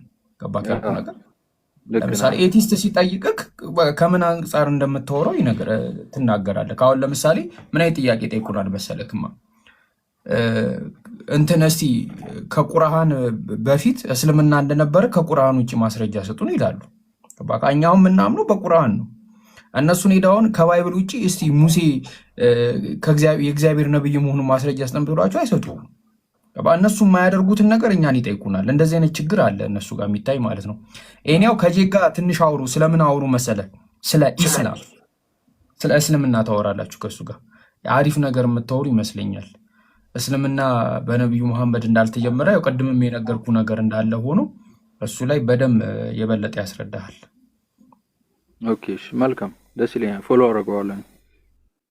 እስቲ ተመልሶ አይ ቲንክ ኔትወርክ እያስቸገረው ነው። ተመልሶ የሚመጣ ከሆነ መጣ፣ ካልሆነ ደግሞ ከነ ጃጋ ከነ ረያን ጋር አንዳንድ ነጥብ ላይ ዝም ብላችሁ ታወሩና ኢንሻአላህ እንትን ትላላችሁ። ደስ ይለኛል። እስከዛ ግን የራሳችሁን ዛሬ የጀመራችሁት ነገር ካለ እኔ በጣም እንትን ይለኛል ማለት ቢዚ እንዳላረጋችሁ። ምክንያቱም ብዙ ጊዜ ቢዚ የምትሆኑበት የምታስተምሩት የራሳችሁ አይዲያ ይኖራችኋልና አሁን ምን እንደሚፈጠር ታውቃለህ? በአንተ ህይወት ከአሁን በኋላ ልክ የሆነ ገስት ላይ ስገባ ከስር አሉ ሰላም የሚሉት ሙስሊሞች ሰላም ነው ጎበዝ በርታ በቃ ከአንተ ጋር ሲዞሩ ነው የሚውሉት። እስክትሰማ እንትን ባይዘዌ ለእንደዚህ አይነት ነገሮች ግዴታ መስለምም የለብኝም። ኖርማሊ ግን በአይዲያ ሼር መደራረግ መቻል እንችላለን። ገብቶሃል አይደል? መግባባት እንችላለን። በቃ አምላካችን እግዚአብሔር አንድ ነው፣ አለቀ፣ አንድ ነው። ገብቶሃል አይደል? ግዴታ ኮንቨርት ለማድረግ አይደለም መሮጥ ያለብን። የምትረዳኝ ከሆነ ጃዬ አወረዳለሁ ግን ምን መሰለህ ያው መስለም አይቀርም። አይ ፕሮሚስ ዩ ብራዘር። ስማ እኔ እኮ ማለት ነው ቲክቶክ ላይ ስመጣ ሳሰምጥ አይደለም ቲክቶክ ላይ ስመጣ መስለም አይደለም እስልምና ላይ ምንም ኢንተረስትድ የለኝም ነበር። ምንም ማለት እኔ ለምሳሌ ልንገርህ፣ ይኸውልህ የኔ እናት ሙስሊም ነች። እሺ በቃ ይኸው ነገርኩህ። ማሻአላ ሙስሊም ነች እናቴ። ለማሚ ፌቨር እንሰራላቸዋለን፣ ችግር የለው። እንደዛ አታስብ። እስኪ እንደዚህ ዝቶ ምናምን ነገር ብለህ ነገ እንድትፎክር ይኸው እውነት ነው። ደግሞ እኔ ችግሬ ምን እንደሆነ ታውቃለህ? ይሳካል ትንቢቴ። በቃ ትሰልማለህ ካልኩ ትሰልማለህ ነው። በቃ ምንም አማራጭ የለህም። ያርግልህ።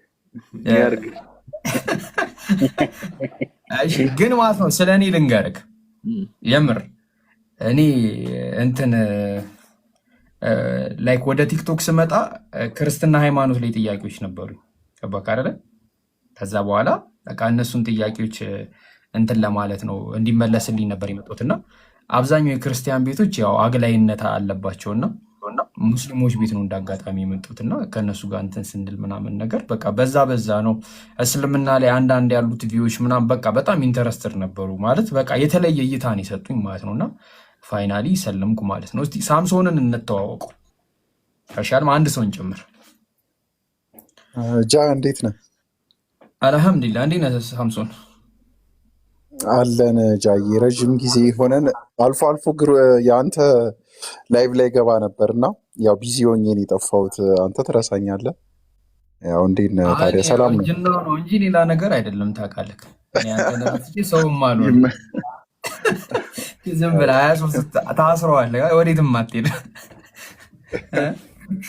አሪፍ ነው። እሺ አማን ነው አለን ጃ አለን። እንዴት ነህ አንተ? ግን እውነት ጃዬ፣ እውነት ሳትዋሽ ግን ክርስቲያን ነበርክ አንተ? ወላሂ ይገርም ነው። እሺ ግን እኔ ክርስቲያን ነኝ። እኔ ክርስቲያን ነኝ። ተው ኦርቶዶክስ ተቋሙን ተውና ክርስቲያን ነኝ። ግን እውነት አንብበህ ምናምን ነው ወደ እስልምና የተቀየርከው? ሁሉንም አንብበህ ተረድተህ ለመረዳት ሞክረህ ምናምን ነው? ያው አሁን ምን መሰለህ ከእስልምና ላይ አሁን ትልቅ ሊቅ ጥራልኝ። ለምሳሌ እኔ ከማውቃቸው ኡስታዝ ወሂድን ልውሰድልህ። ኡስታዝ ወሂድ በጣም ትልቅ አስተማሪ ነው። ስለ እስልምና ሁሉንም አያውቅም። ከባድ ሁሉም 100 ዓመትን ብትወስድ ሁሉንም ነገር አውቅ አጨረስም። ታዲያ እንዲህ ሳታውቅ ነው ዝም ብለህ የምትሆነው ከተባለ በቃ በቂ ነገር ስታውቅ በቃ ይሄ ነገር በቂ ነው ብለህ ስታስብ በቃ እንትን ትላለህ። ገባህ? አሁን ለምሳሌ በእስልምና ሃይማኖት ሐዲስ ላይ ለምሳሌ ስለ ፀጉር አቆራረጥ ሊኖር ይችላል። ፀጉርን እንዴት ነው እንደዚህ መቆረጥ ያለበት ምናምን የሚለውን ነገር ማለት ነው። እኔ ስሰልም ስለዚህ ነገር ላላቅ ይችላሉ። ከሰለምኩ በኋላ ነው የማውቀው። ግን ሜጀር የሆኑ ነገሮችን ስታውቅ በቃ ይሄ ነገር በቂ ነው ብለህ ስታስብ እና ስታምን ያንን ሃይማኖት ትቀበላለህ ወይ ለቀህ ትወጣለህ። ከገባት ማለት ነው። እሺ እኮ የክርስትና መጽሐፍቶችንስ እንደው ራሱ ብሉይ ኪዳንንም እስከ አዲስ ኪዳኑንም ለማንበብ ሞክራል በደንብ ማለት እሱን ተረድተህ ያላሳመነ ነገሮች ባቅ ደስ ይለኛል። ግን ያው የሌሎቹ መስመር ስላሴ በቃ አሁን ስላሴ አነበብክም አላነበብክም አወቅክም አላወቅም ምንም ስሜት የማይሰጥም ለእኔ ማለት ነው። ግን እኮ ጃዬ አምላክን እንዴት ነው ማወቅ የሚባለው ሀሳብ ለምሳሌ አውቀህ እስኬት ድረስ ነው የምትሄደው። ለምሳሌ አምላክ እውነት ነው አንድ አምላክ አለ። ይሄንን 1 ሲደመር 1 ሰው 2 ነው እንደሚለው ሁላ ያው በአእምሮ የምታስበው አንድ ፈጣሪ ወይ ፓጋን ካልሆንክ በስተቀር ምንም አለማመን አትችልም። ፈጣሪ አለ። ግን ፈጣሪን ደግሞ ተንትኖ አሁን እናንተ ጋር አርሽ በላይ ነው፣ አርሽ ከመፈጠሩ በፊት የት አለ እንደሚባለው ሁላ አምላክን መገኛውን መኖሪያውን የመጣበትን መንገድ ብሪፍ ማድረግ ይቻላል አኪዩሬት በሆነ መንገድ አምላክን ማወቅ። የመጣበት መንገድ ሳይሆን ስላሴ ሲጀመር የሰው ሀሳብ እንደሆነ ነው የተረዳሁት እኔ። ስላሴ የሰው ሀሳብ ሳይሆን መጽሐፍ ቅዱሳዊ ነው ጃዬ፣ መጽሐፍ ቅዱሳዊ ነው ሁሉም እኮ። እሺ ለምሳሌ አንድ ቀላል ጥያቄ ልጠይቅክ ስላሴ ላይ በጣም ቀላል ጥያቄ ግን መቼም ያልተመለሰ። ለምሳሌ ሳሚዬ እኔ ከባላር ጋር እያወራው ነበር። ለምሳሌ ቶና ረያንን አወቀው ላይ ያለውን እሺ በስምሽ አውቃቸዋለሁ ግን እሺ ይታየኛል። ረያን እሺ ተጠቅልሎ የተቀመጠው ማለት ነው። እሱ እኔ እወደዋለሁ እና እሱም ይወደኛል እና እኔና እሱ እንደምንዋደድ አወቅ። ካወቅክ በኋላ ማንና ማን ነው የሚዋደደው ተብለህ ከተጠየቅ ምንድን ነው መልስክ? ረያንና ጃቢር ነው የሚባለው። ያው ሌላ ምንም የለውም። እሺ ምንና ምንድን ነው የሚዋደዱት ከተባልክስ? ሰውና ሰው ናቸው። ቴንክ ዩ። አሁን ዚስ ኢዝ ዘ ኩዌስችን። ምን መሰለ ጥያቄው፣ አብና ወልድ ይዋደዳሉ አይደል? እርስ በርስ ትክክል። ማንና ማን ነው የሚዋደዱት? እኮ ወልድ የተባለው ስጋ ነው፣ ግን ዘላለማዊ ቃሉ አብሮት ነበር ነው ሐሳቡ ነው። አይ ሲዋደዱ ማንና ማን ነው የሚዋደዱት? አሁን አብና ወልድ ይዋደዳሉ ከተባለን ማንና ማን ናቸው የተዋደዱት? ያው ወልድ ካልክ ስጋ ነው፣ ስጋና አብ ሐሳብ ነው የሚዋደደው፣ የእውቀቱ ሶርስ ነው የሚዋደደው እኮ። አብና ወልድ ሲዋደዱ ማንና ማን ካልን አብና ወልድ ነው የተዋደዱት እኮ። ወልድ ካልክ ስለ ስጋ ነው የምታወራው፣ ስጋና ያለው እውቀት ሶርስ ነው የሚዋደዱት። አብ ካልከው ደግሞ ስም ከሰጠው አብ ያለው እውቀት ነው፣ መገኛ ነው፣ መነሻ ነው የሁሉ ነገር እና ስጋና ወልድ ናቸው እንትን አብ ናቸው የሚዋደዱት ነው። ስለ ስላሴ አስረዳኝ። በቃ አንተ የምታምነውን ስላሴ አስረዳኝ መጀመሪያ። አንተ ወልድ ስጋ ነው ብሎ አይደለም የሚያምኑት። ወልድ ማለት ቅድመ ዓለም ከአብ የተወለደው ነው አይደለ? የአብ ቃል ወይ ደግሞ የአብ አንድያ ልጅ የባህሪ ልጁ ወልድማ ስጋ ነው ጃብዬ። እኔ ይሄ አስተምሮ ከየት እንደመጣ አላውቅም። አሁን ያልከው ሰምቼው አላውቅም። ወልድ የሆነው ቃል ነው፣ ያ ቃል ደግሞ ስጋ ሆነ ነው። ኦኬ ቃል ከስጋ ጋር ተዋህዶ ነው። እሺ ችግር የለውም። የስላሴ ሶስቱን አካላቶች ንገረኝ ስማቸው። ሶስቱን አካላት አብ፣ ወልድ፣ መንፈስ ቅዱስ አካል ናቸው። ባህሪያቸው ግን በአንድ ውስጥ ይገለጣል። ኖ ኖ ኖ፣ እኔ የጠየቅኩ ጥያቄ ሶስቱ ስላሴ ስማቸው ማን ነው እኮ። አብ፣ ወልድ፣ መንፈስ ቅዱስ አካል ናቸው አልኩ። እሺ አብ ምንድን ነው አካሉ? አብ አካላዊ ማንነቱ በግልጽ አልተነገረም መጽሐፍ ቅዱስ ላይ። ግን ደግሞ መንፈስ ቅዱስ በእርግብ አምሳል እና በእሳት አምሳል ተመስሏል። ወልድ ደግሞ በስጋ ኤግዚስት አድርጓል። አብ ግን ሁልጊዜ ሶርስ መገኛ እንጂ ይሄ እንዴት ነው አካላዊ ነገር ለማለት ከባድ ነው። የለውም የተገለጸ ነገር፣ ብሪፍሊ የተገለጸልን ነገር የለም። እሺ አሁን ስለምን እናወራለን መሰለ? ስለ ስላሴ የምናወራው ቅድመ ዓለም ነው፣ ማለትም ኢየሱስ ክርስቶስ ከመወለዱ በስጋ ከመምጣቱ በፊት። እሺ እሺ አሁን ይህንን ካወራን እንትን ከድንግል ማርያም ወልድ ከመወለዱ በፊት ኤግዚስት አድርጓል? በደንብ ኤግዚስት አድርጓል። እሺ ምን ሆኖ ነው ኤግዚስት ያደረገው? የአምላክ ዘላለማዊ ቃል በመሆን ነው ኤግዚስት ያደረገው። እሺ ይሄ የአምላክ ዘላለማዊ ቃል ያልከው ማንነትም ምንነትም አለው? በደንብ አለው። ዮሐንስ ወንጌል ላይ ይናገራል። እሺ ማንነቱ ምንድን ነው? ማንነቱ ራሱን መቻሉ ነው። ለምሳሌ ራሱን መቻሉ ስለ ለምሳሌ ፈጣሪነት የሚባለው ፍልስፍና አለ።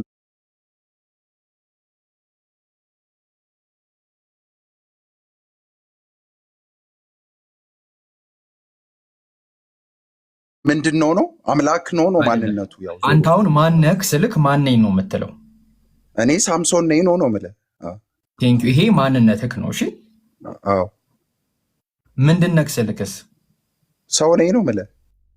በቃ ይሄ ደግሞ ምንነትህ ነው። ገባካ? አንተ ምንነትክ ሰው ነው፣ ማንነትክ ደግሞ ሳምሶን ነክ። እሺ እሺ። የእግዚአብሔር ቃል ማን ነው? የእግዚአብሔር ቃል ከመነሻው ወልድ ነው። የእግዚአብሔር ቃል እንዴት መሰለ ሐሳቡ ፈጣሪ ነው፣ የዚህ የዓለም ፈጣሪ ነውና ለምሳሌ አንተ ጃ ታስባ አንዴ ጃ ላስረዳህ። እሺ ጥያቄ ልንገርህ ሳምሶንዬ፣ ልንገርህ አንተ ምትለኝ አብ በልብነት ወይም ደግሞ በምንጭነት ወይ በአስገኝነት፣ ወልድ ደግሞ በቃልነት፣ መንፈስ ቅዱስ በስትንፋስነት፣ ይሄንን ነው ስላሴ የምታምነው? አይደለም። ቆይቶ እሱ ይሄ እንዴት ነው የሚሰጡ ሐሳቦች ልብነት ምናምን። እሺ ልብነት የሚለው ሐሳብ እውቀት መገኛነት፣ ይሄ ሶርስ መሆን ከሆነ አብን ይወክሏል። ከዛ ደግሞ የዛ እውቀት ደግሞ ተግባሪ አድራጊ ማን ነው ካልከኝ ክርስቶስ ኢየሱስ ነው። ለምሳሌ ብርሃን ይሁን አለ አይደለ? ብርሃን ይሁን ሲል ቃሉ ነው ብርሃን ይሁን ያለው። ብርሃን እንዲሆን ያሰበው ግን አብ ነው፣ መገኛው ነው። ከዛ ብርሃን ይሁን የሚለው ቃሉ ግን ክርስቶስ ኢየሱስን ይወክላል ማለት ነው። የእግዚአብሔር ቃል የዚህ ምድር ጌታ እንደሆነ መጽሐፍ ቅዱስ በደንብ አድርጎ ይመሰክራል። የዚህ ዓለም ሁሉ ፈጣሪ እንደሆነ ይመሰክራል። ስለዚህ አባባሌን ይዘው ከሆነ መገኛ ሶርስ አለ። ሶርሱ ሲያስብ ስራውን የሚሰራው ግን በወልድ በልጁ በኩል ነው፣ በቃል በኩል ነው። ስለዚህ ፈጣሪ ነው ያስባለው እሱ ነው። ኦኬ ቴንክ ዩ። አሁን እዚህ ሀሳብ ላይ ይሄ ቃል ፈጣሪ ነው አልከኝ አይደለ? አዎ ኦኬ እሺ፣ ቃል ፈጣሪ ከሆነ ሰማይን ምድርን ፍጥረትን ሁሉ የፈጠረው እግዚአብሔር ነው ወይስ የእግዚአብሔር ቃል? የእግዚአብሔር ቃል ነው። ኦኬ እግዚአብሔርስ? እግዚአብሔርማ ሀሳብ ምንጭ ነው፣ ምንጭ ነው። ፈጣሪ አይደለም? ኖ ኖ ኖ ኖ ኖ። እንዲህ ለምሳሌ አሰብክ፣ አንተ አሰብክ፣ ከዛ ደግሞ በእጅ አደረግ ወይ በእግር አደረግ ወይ አሁን የምታስበውን በአፍ አወራ፣ አንተ ጃ አይደለ ማለት ነው? እሺ ኖ ኖ ኖ ኖ፣ እኔ በአፍ ያወራው። አዎ እኮ ስለዚህ አሁን ለምሳሌ ልንገር፣ እኔ በአፌ ነው ያወራሁት እኔ ነኝ ያወራሁት ደግሞ በአፌ ነው። ገባ እንጂ አፌ አላወራም ወይኔ አላወራም። ሀሳብህስ መገኛ እኮ ለምሳሌ የምታስበው ነገር የምታረገው ነገር ከማይታየው ማንነት ነው አልምታመነጨው። ግን እያንዳንዱ የምትተገብረውን ነገር ወይ በእጅ ወይ በእግር ወይ በምላስ የምታረገውን ነገር መገኛ ሶርስ ነው። አብን እንደዛ ነው መረዳት። በእጄ አሁን ለምሳሌ በእጄ ጽሁፍ ስጽፍ በእጄ ጽሁፍ የጻፈው ማን ነው?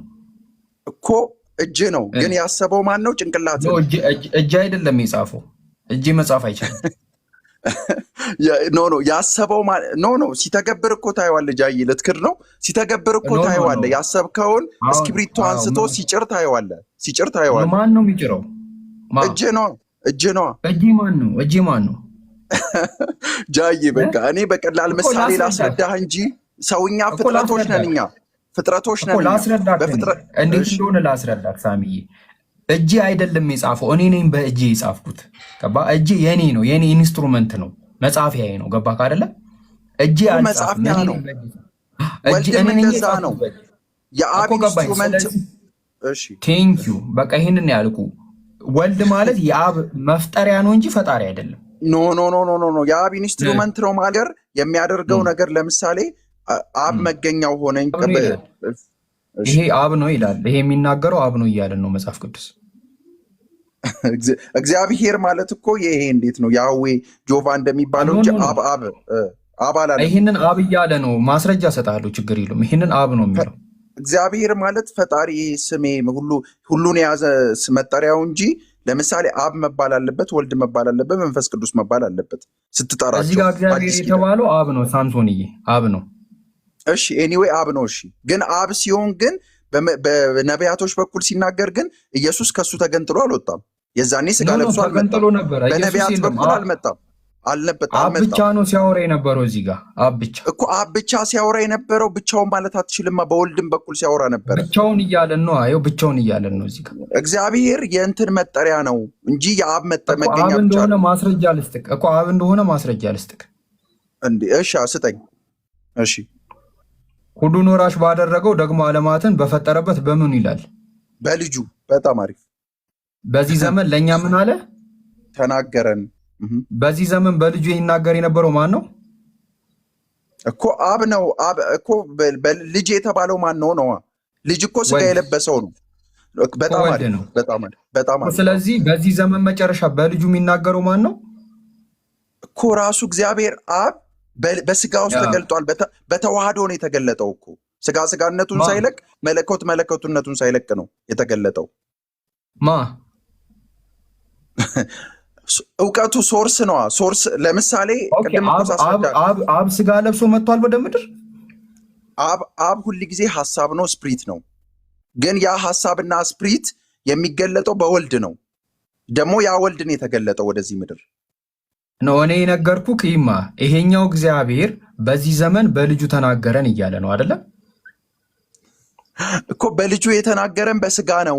በስጋ እኮ በልጁ የተናገረን ማን ነው? በምን ሳይሆን ማን ነው የተናገረው? በልጁ ራሱ እግዚአብሔር ጥንት የነበረው ዘላለማዊ ቃል በስጋ ተናገረን። ልጁ አባቱ ተናገረ ነው የሚለው። በቃ ሀሳቡ በልጁ በኩል ነው የሚናገረው። ጃዬ ሀሳብ በልጅ ነው የሚናገረው እኮ። አብ ነው ሲናገር የነበረው እዚህ ጋር። ከጥንት አትለያያቸው። አሁን ራሱ ወልድ ዘላለማዊ ቃል ከነበረ ለፈጣሪ ስጋ ነው። ስለ ስጋ ነው እያወራ ያለው አሁን። እሺ ችግር የለም። ሁሉን ወራሽ ባደረገው ከእንትና ጋር ላስተዋውቃችሁ። ከእሱ ጋር ደግሞ ትንሽ አውሩ። ከኔ ጋር እንቀጥላለን። ትንሽ እንትኑ እኔ አሁን አንተ የምታምነው ስላሴ ራሱ ትንሽ ተለይቶብኛል። ማወቅ አለብኝ። ባልራ አለው። ቀጥሉ እስቲ ከሳምሶንዬ ጋር ተዋወቁና እኛ የምንማር እንትን እሺ ቫላር ፖዘቲቭ ነው። ሳምሶንም ፖዘቲቭ ነው። ሳምሶን ቫላርም በጣም ፖዘቲቭ ነው። ጀስት እንማማር። ቀጥሉ። ቫላር ይደናል። እንደነ ሳምሶን አለን ያው ከጃጋ ሰምተዋልና እንግዲህ ምን ሐሳብ አለ አንተ? ምን ሐሳብ አለ? ያው እኔ ነን ትሪኒታሪያን ነኝ ባይ ዘ ወይ ነን ትሪኒታሪያን ነኝ እኮ። እሺ ታዲያ ማለት ነኝ ስትል አታምንም በስላሴ ነው? በመለኮት ሶስት በተገለጡት ነው? ነኝ ስትል አልገባኝም። ነን ማለት ነን አፍራሽ እኮ ነው እኮ አይደለሁም እያልክ ነው። ሙስሊም ነህ ነው? እሺ በፍጹም ነን ትሪኒታሪያን የሆኑት በሙሉ ሙስሊም ናቸው እንዴ? እሺ ወይም ኦንሊ ጂሰስ ነህ? ኦንሊ ጂሰሶች ናቸው እንደዛ ነው አይደለም? እኔ ምን አስቀመጥ ኦንሊ ጂሰስ ናቸው አይሁዶች አይደለም። እሺ አይሁድም ከሆንክ አይሁድ የተባላችሁት እንዴት ነው? ነው ኤኒዌይስ ወደ ጀመራችሁት ርዕስ እንመለስ። በጣም አሪፍ እኮ። እኔ ማምነውን ነው ለጃ የነገርኩት። ማምነው ሳይሆን መለኮት ከስጋ ጋር የተዋሃደበት። እሺ ክርስቲያን ሉትራን ወይስ ኦርቶዶክስ ወይስ ምንድን ነው? እኔ ክርስቲያን ነኝ። ሐዋርያት በአንጾኪያ ሲጠመቁ አይተው ክርስቲያን ያሏቸው ክርስቲያን እንጂ የማንም ማህበር አባል ክርስቲያን የሚለውን ስም የሰጧቸው ፓጋኖች ናቸው። ባይዘወይ አንጾኪያ ላይ ሲጠመቁ አይተው የአንጾኪያ ህዝቦች ናቸው። ያን ስም የሰጣቸው አንጾኪያ ውስጥ የአንጾኪያ ህዝቦች ናቸው።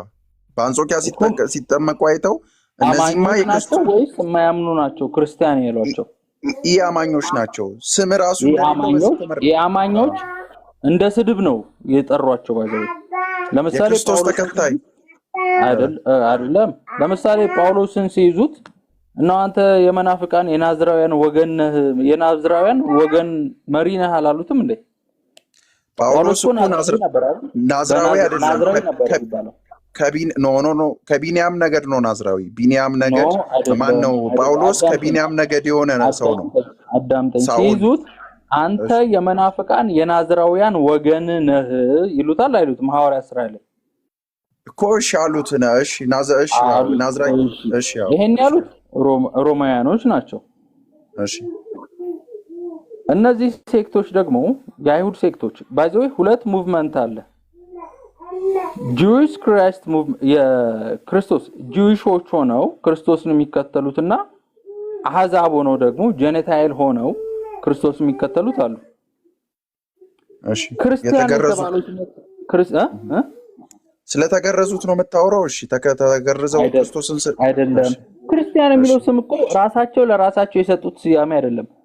ሰርድ ፓርቲዎች ናቸው። ክርስትና ሲጀመር ስም የለውም። አዎ ልክ ነህ። ለምሳሌ ያዕቆብ የክርስቶስ ወንድም ያዕቆብ ወንድም የሚለውን ከዝን ወይ ምናምን በለው ችግር የለውም። ዮሴፍ ከማርያም በፊት የወለደው ልጅ ምናምን በለው ችግር የለውም። ያዕቆብ ክርስቲያኖች ነበሩ? እነሱ አይሁዶች ነበሩ። አዎ በያዕቆብና በጳውሎስ ትምህርት መካከል ልዩነት አለ የለም? የቱ ጋር ነው? ስለ ሕግ ያዕቆብ ስለ ሕግ የጻፈውን ነው። የቱ ጋር ነው ልዩነት ያለው? ሁለት ሙቭመንት እንዳለ ታምናለህ አትቀበልም? ለምሳሌ ትክክለኛዋ ቤተክርስቲያን ተብላ የምትታሰበው በኢየሩሳሌም የነበረችው ቤተክርስቲያን ነች አይደለ? ይቅርታ ከርዕሱ እንዳንወጣ ስለ የይሁዳ ነገዶች ማለት ነው። ወደዛው እንሄዳለን፣ ወደ ትሪኒቲው እንሄዳለን። የይሁዳ ነገዶችና የእስራኤል አንተ የምትለው አሁን የይሁዳ እስራኤል ከሁለት ከተከፈለች በኋላ ነው የምትለው የይሁዳ ነገድና የእስራኤል ነገድ? እሺ ኖ ከክርስቶስ በኋላ የኢየሩሳሌም ቤተክርስቲያን ነበረች እኮ። ዋና ያው ይሁዳ ሁል ጊዜ እስራኤሎች ከአስሩ ነገድ ከተበተኑ በኋላ እስራኤል መቀመጫ ናት። ዋነኞች መስለው የሚታዩት አማድ መስለው የሚታዩት የሚላቸው ነው ማንን ነው ጳውሎስ? አረ በቤተ ክርስቲያን ውስጥማ በብዙ የጽሁፍ እንትኖች እኮ ይነሳሉ። ራሱ ቆሮንቶስ መልእክቶች የተጻፉት እሺ ክርክር ስላለ ነው የቆሮንቶስ። እሺ ጳውሎስ ዋነኞች መስለው የሚታዩ ወይም አማድ መስለው የሚታዩ ብሎ የሚጠራቸው ሶስት ሰዎች አሉ። ያዕቆብ፣ ጴጥሮስና ዮሐንስ አይደለ? እኮ እነዚህ የኢየሩሳሌም ቤተክርስቲያን መሪዎች ናቸው። እሺ አይደለ? እሺ ናቸው ታምናለህ እኮ ልነግርህ ነው። ለምሳሌ አሁን ክፍፍል አትፍጠራ፣ ወንጌል ላይ ክፍፍል አትፍጠር። ጳውሎስ ጴጥሮስን ገስጾታል። ሾልከው ጳውሎስ እኮ ክፍፍል አትፍጠር ስትለኝ ሾልከው የገቡ ይላል እኮ። እኔ የሰበኩላችሁ ወንጌል ሲቀጥል ገላትያኖችን እኮ ያልሰበኩላችሁን ወንጌል ወዴት እንዴት ወደ ነበራችሁ ተመለሳችሁ? ቆይ ባላርዬ ኮንቴክስት ሚስ አታርግ። ከሰበክንላችሁ ውጪ ሌላ ቢሰብክላችሁ የሰማይ መልአክ የሚሆን የተረገመ ይሁን የሚለው ኮንቴክስቱን አትዝለለው። ገላትያ ላይ አትሂዳውን። ቀጥታ ግን እዚህ ጋር ቆሮንቶስ መልእክት ላይ ራሱ ጴጥሮስም ሲገሰጽም በለው። ለምሳሌ ለቆሮንቶስ ቤተክርስቲያን ጳውሎስ ቆይ አንዴ ለመገሰጽ ስልጣን የሰጠው ሁለት መልእክት ጽፏል ለቆሮንቶስ ቤተክርስቲያን ጳውሎስ። እሺ እኮ የጻፈው ምን መሰለ? ጴጥሮስን ለመክሰስ ስልጣን የሰጠው ማን ነው? ከአሕዛብ ጋር ሲበላ ስላየው ነው የገሰጸው። እሱን ተወውና ጳውሎስ ሁለት መልእክት ጽፏል ለጳውሎስ። ከያዕቆብ ወገን የመጡ ሰዎች ሲያይ ነው አይደለ? ጴጥሮስ አይደለም ከአሕዛብ ጋር ሲበላ ጴጥሮስን ስላየው ነው። እሺ እኮ እነማንን ሲያይ ነው ጴጥሮስ ያፈገፈገው? ከያዕቆብ ወገን የሆኑት ሲመጡ። ከማን ወገን? ከያዕቆብ ወገን። ጳውሎስ የጻፈውን ሁለት መልእክት ልንገር። ቆሮንቶስ ላይ ሁሉም ሰዎች ተከፋፍለው ስለ ጥምቀት በሰው ቤት ገብተን ጭቅጭቅ እንዳናረገው ጴጥሮስ ከአሕዛብ ጋር ይበላ ነበር በደንባው አይደለ? ስለዚህ ያፈገፈገው እነማንን ሲያይ ነው? ከያዕቆብ ወገን የሆኑት ሲመጡ ሲያይ ነው አይደለ? እኮ ጳውሎስ የገሰጸው ለምንድን ነው? እሺ ከያዕቆብ ወገን የሆኑት የተላኩ ሰዎች ጳውሎስ እንደሚላቸው ሾልከው የገቡ ይላል። ጳውሎስ ክርስቶስን አያውቀው። እነ ያዕቆብ ያውቁታል፣ እነ ጴጥሮስ ያውቁታል። በምድር ተመላልሰዋል፣ አብረው ገብቷል አይደል? ጴጥሮስ ከአሕዛብ ጋር ይበላ ነበረ። ምክንያቱም ለአይሁድ የተሰጠ የአመጋገብ ስርዓት አለ። ለምሳሌ ከዚህ በፊት ክርስቲያኖች ተሰቅሎ ነው ዛፍ ላይ ነው አይደለ? ፍየልም ወይም በግ ስናርድ ምክንያቱም ኮሸር ሎ ነው ያ ደሙ መፍሰስ አለበት፣ መንጠባጠብ አለበት። በአመጋገብ ስርዓት አይሁድ የሚመገቡት አንድ እንስሳ ከተገደለ በኋላ ደሙ መንጠፍጠፍ አለበት። እስከነ ደሙ አይበላም ስጋ። ቤተሰቦቻችን ስጋ ዛፍ ላይ ሰቅለው የሚያርዱት ለምንድን ነው? ስቲል ናው ያሉ ቤተሰቦቻችን ደሙ እንዲንጠፈጠፍ ነው። ቫላሪ አብረ መልስልኝ። ደም ለምንድን ነው የማይበላው? በእስራኤል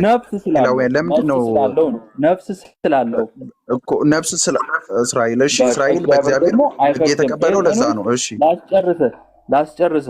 ጴጥሮስ ከአሕዛብ ጋር ይበላ ነበረ። ነገር ግን ከያዕቆብ ወገን የሆኑት ሲመጡ አፈገፈገ።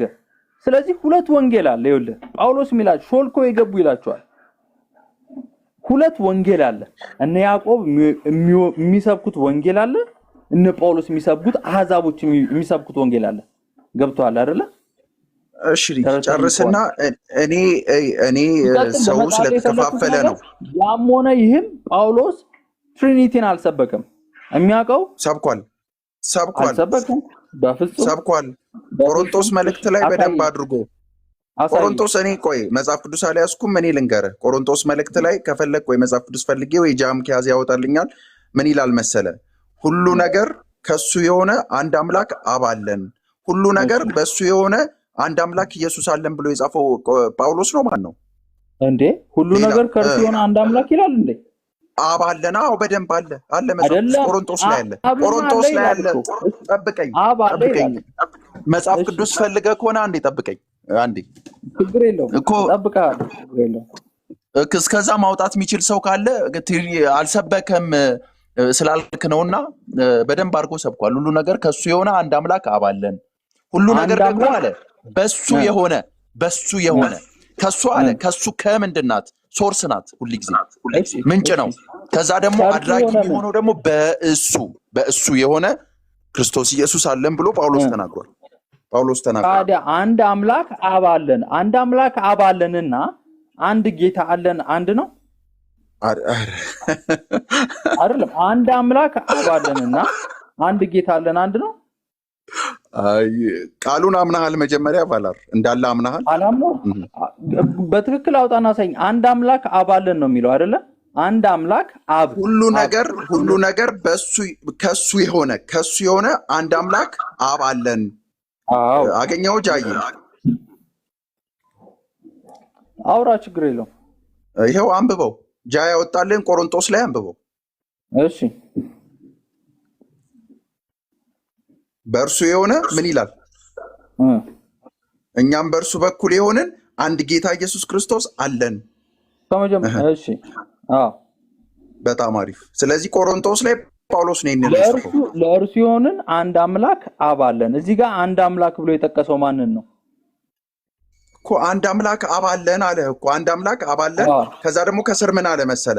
አንድ አምላክ አብ አለን አለና ነገር ሁሉ በእርሱ በኩል የሆነ እኛም በእርሱ በኩል የሆንን አንድ ጌታ ኢየሱስ ክርስቶስ አለን።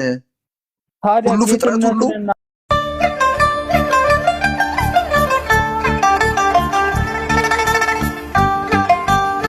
ሁሉ ነገር በእርሱ በኩል አትርሳት እችን ቃል። ሁሉ ነገር በእሱ በማን በኩል? በጌታ ኢየሱስ። አሁን ጌታ ባልከው ቅድም ስለ ሥላሴ ሳወራ የነበረው ይሄንን ነው። ይኸውልህ ለእርሱ የሆነ አንድ አምላክ አብ አለን። አንድ አምላክ ተብሎ የተጠቀሰው ማን ነው? እዚህ ጋር አብ ነው አይደለ? ወይኔ ሶርስ ነው። አብ ሶርስ ነው። ከዛ ደግሞ ያ ሶርስ ደግሞ ሁሉ ነገር ከእሱ በኩል የሆነ አንድ አምላክ አብ አለን አለ አይደለ? ሁሉ ነገር ደግሞ በእሱ በኩል የሆነ በእሱ በኩል የሆነ ማን አለን አለ? የዘላለም ሕይወት እኮ ምን ላይ ወሰድከው? በእናትህ ጃይ ቆይ ችግር ልክ እኮ ነው። ባይዘው ልክ ነው። ይኸውልህ እሺ አንተ ለምሳሌ ጌታ የሚለው ቃል አምላክ ነው ብለህ ታስባለህ? ጌታ የሚለው ቃል ሪፕሬዘንት የሚያደርገው አምላክን ነው ብለህ ታምናለህ? ጌታ እኮ ያው ጌትነቱ ይሄ ለምሳሌ በሰው ይሄ በስጋ የሚሰጥን ሳራም ባሏ አብርሃምን ጌታዬ ትለው ነበር ይላል መጽሐፍ ቅዱስ።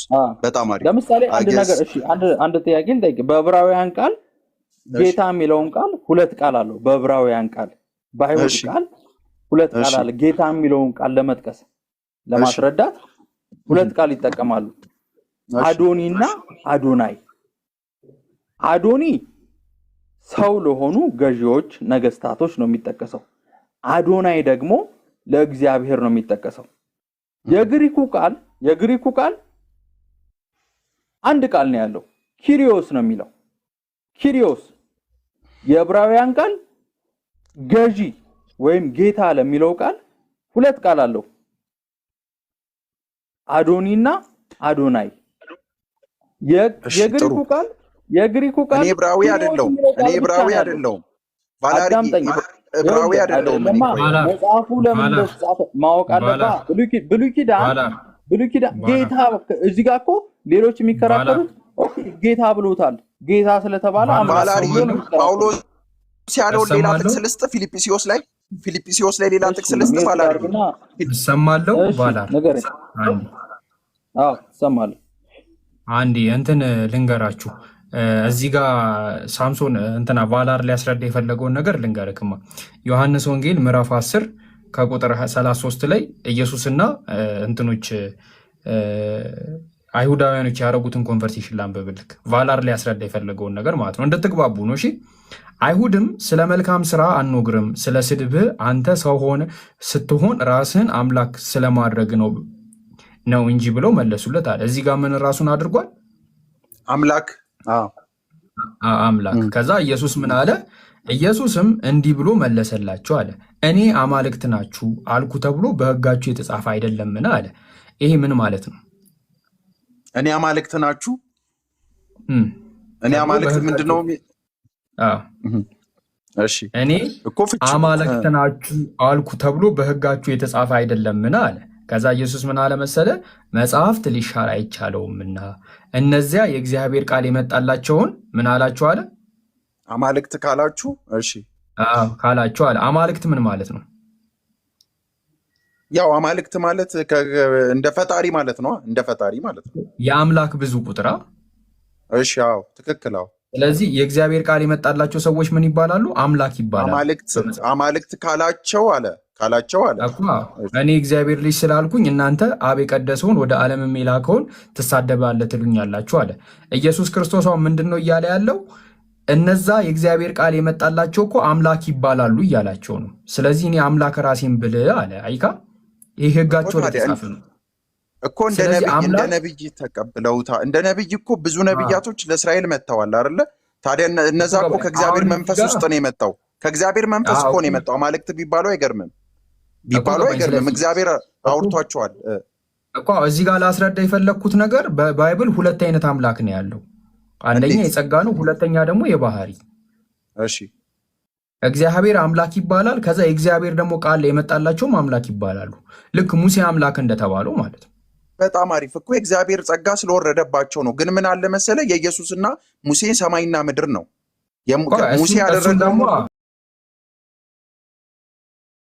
እሷን ግሪከኛው ላይ ምናምን ሲሄድ ትንሽ ከሚያወሳስበው አምላክ ሲባል በባይብል ሁለት አይነት አምላክ አለ። አንደኛው የባህሪ ነው ለእግዚአብሔር የሚሰጠው ማለት ነው። ሁለተኛ ደግሞ የጸጋ ነው። አምላክ ይባላሉ በስነስርዓት ገባ። ከዛ ደግሞ ጌታም ደግሞ የሚባል ነገር አለ። ጌታም የባህሪና የጸጋ የሚባል ነገር አለ። እሱንም ላሳይክ እኮ እኔ ጃዬ ይህንን እኮ አልተቃወምኩም። በቃ አንድ ደግሞ ላሳይክ እሱ እያለክ የፈለገውን ነገር አንዴ።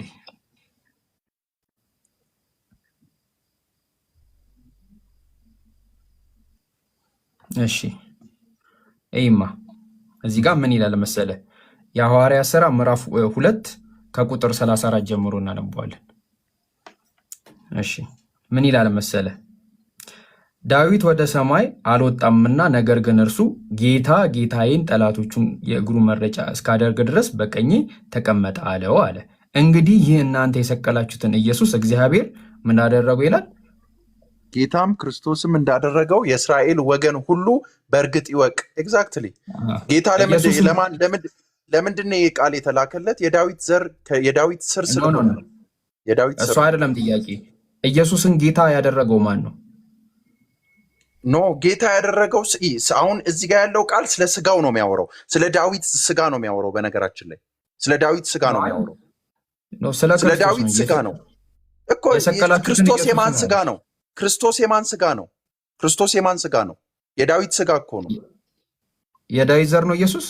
በደንብ ነዋ እንዴ! በደንብ ጃይ፣ በደንብ ነዋ። መረጃ አስተኝ። በማን በኩል እኮ መረጃ?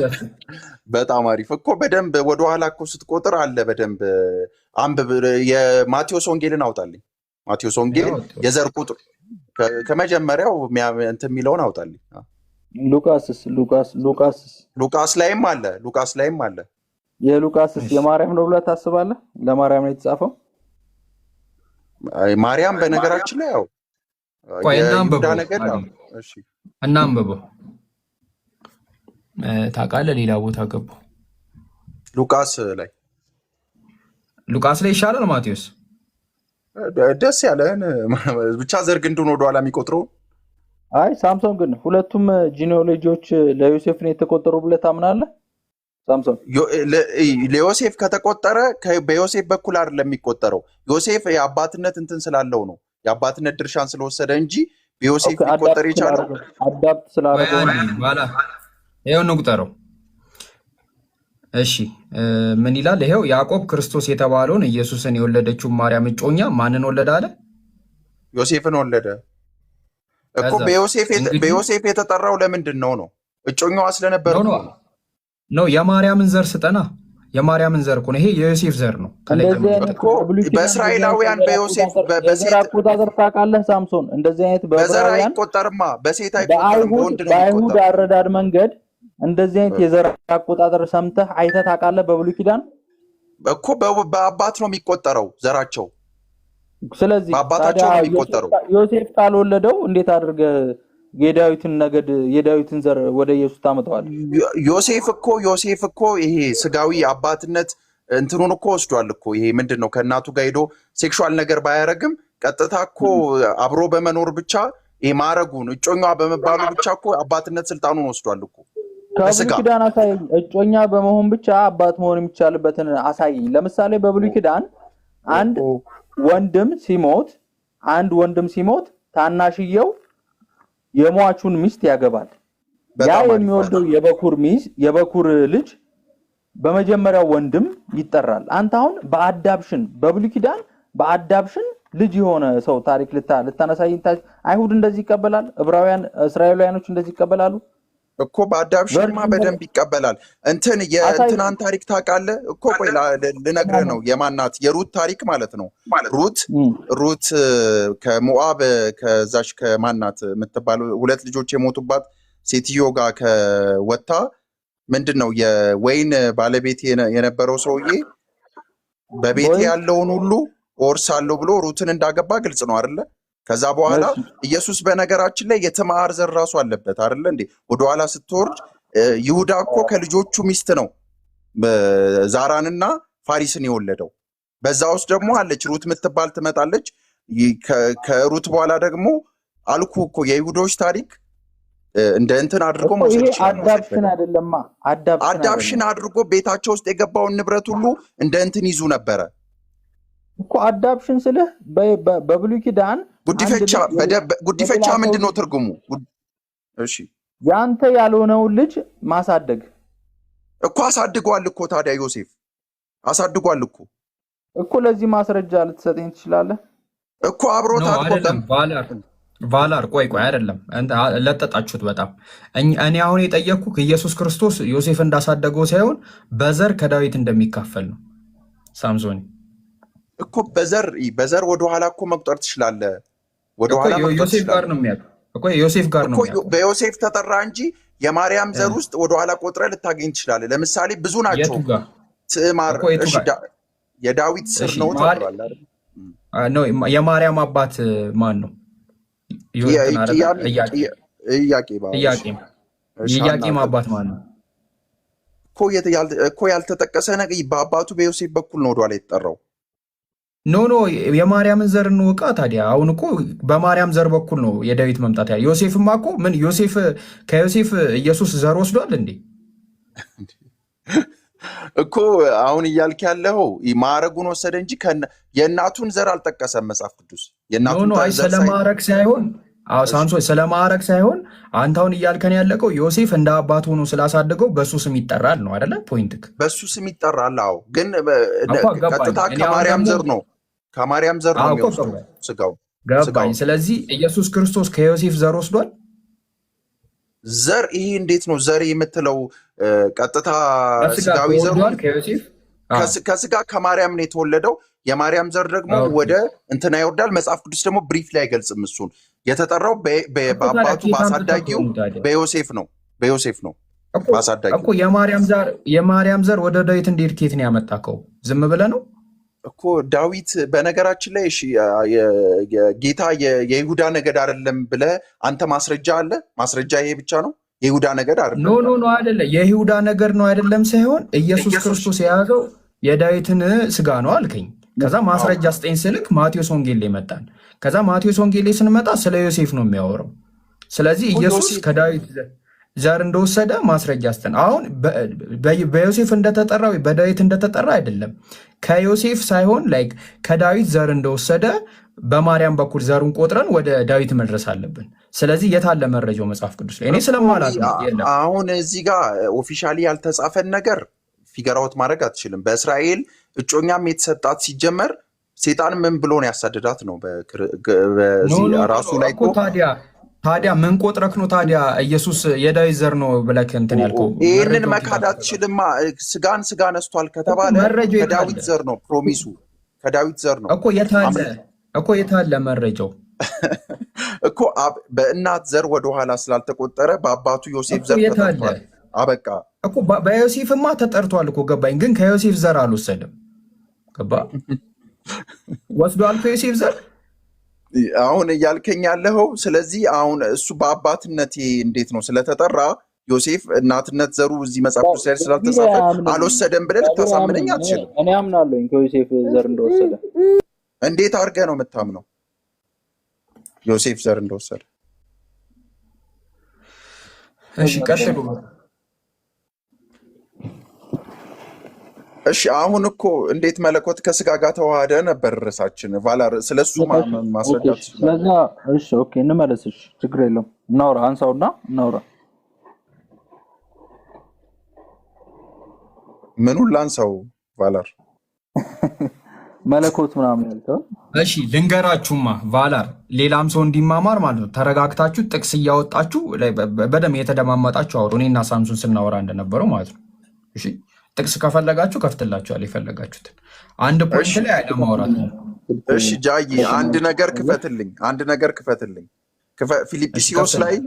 ፊልጵስዩስ ላይ ጳውሎስ አላስተማረም ስላለ ነውና ራሱ በክርስቶስ ኢየሱስ የነበረን እንትን በእኛ በኩል ይሁንና እሱ በአምላክ መልክ ይኖር የነበረ ቢሆንም ራሱን ባዶ አደረገ ሰውም ሆነ የባሪያንም መልክ ያዘ የሚለውን ጥቅስ አውጣልኝ ፊልጵስዩስ ላይ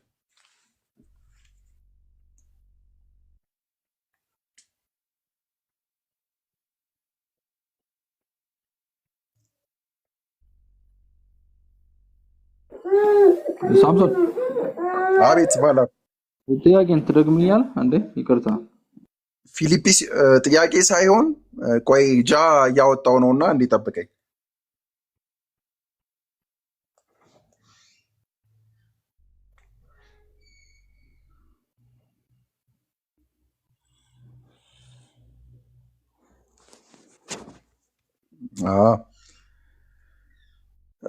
ይህን ጥቅስ ቫላርዬ ይታያል። እርሱ በእግዚአብሔር መልክ ሲኖር ሳለ ከእግዚአብሔር ጋር መተካከል መቀማት እንደሚገባ ነገር አልቆጠረውም።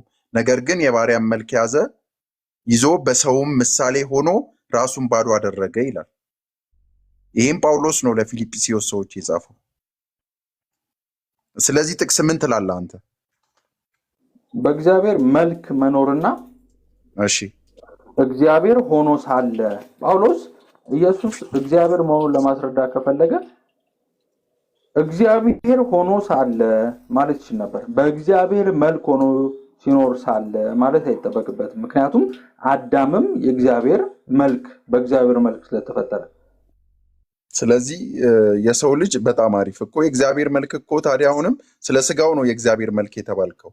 እሱም በሐሳባችን በምሳሌያችን እንፍጠር ነው አለ ያለው እንጂ እግዚአብሔር አብ እኮ መልክ የለውም። እግዚአብሔር አዳምን ሲፈጥር በስጋው ነው እንዴ የፈጠረው? አይደለም፣ ሐሳብ ነው። በእግዚአብሔር መልክ መኖር ማለት ምን ማለት ነው? በእግዚአብሔር መልክ መኖር ማለት ሐሳብ ነው፣ ሐሳቡ ነው።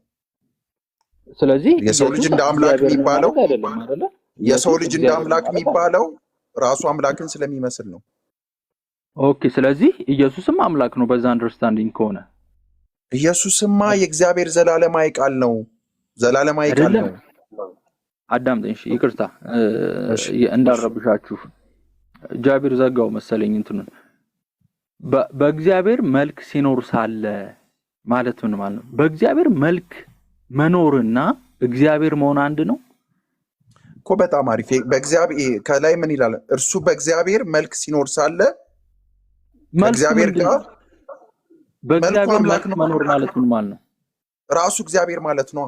ለምሳሌ አንተ መልክህን ትመስላለህ። አዳምስ በእግዚአብሔር መልክ አይደል እንዴት ተፈጠረው እኮ። ታዲያ ባህሪ ነው፣ እሱ ባህሪውን ወሰደ። ግን ለአዳም ባህሪው ነው፣ ፍጹም አምላክ አይደለም። ባህሪው ነው። ለክርስቶስ ደግሞ ፍጹም አምላክ አይደለም። አዳም የአምላክን ባህሪ ወሰደ እንጂ ምሳሌውን ወሰደ። ልዩነቱ ምንድነው? በእግዚአብሔር መልክ ሲኖር ሳለ ሳይሆን እግዚአብሔር ሆኖ ሳለ ለምን አይለውም ነበር እኮ? ቆይ አንዴ ከስር ያለውን ቃል አንብባ። ከእግዚአብሔር ጋር መተካከልን መቀማት እንደሚገባ ነገር አልቆጠረውም እያለ ነው። ነገር ግን የባሪያን መልክ ያዘ። ችግሩ እኮ እዚህ ጋር መልክ የሚለው ቃል እኮ ነው። መልክ እዚህ ጋር የእግዚአብሔር መልክ አለ፣ የባሪያ መልክ አለ። እሺ ጃዬ ወይ እንዝለለው፣ አንግባባማ፣ እንዝለለው። ጃዬ ደግሞ ዮሐንስ ወንጌል ላይ ምን የሚለውን ቃል ታወጣልኛል መሰለ? ዓለም ከመመስረቱ በፊት ከጎን ሆኜ እንደነበረ አክብረኝ የሚል ቃል አለ። አውጣልኝ እሱን ቃል በእናትህ፣ እሱን ቃል አውጣልኝ። እሺ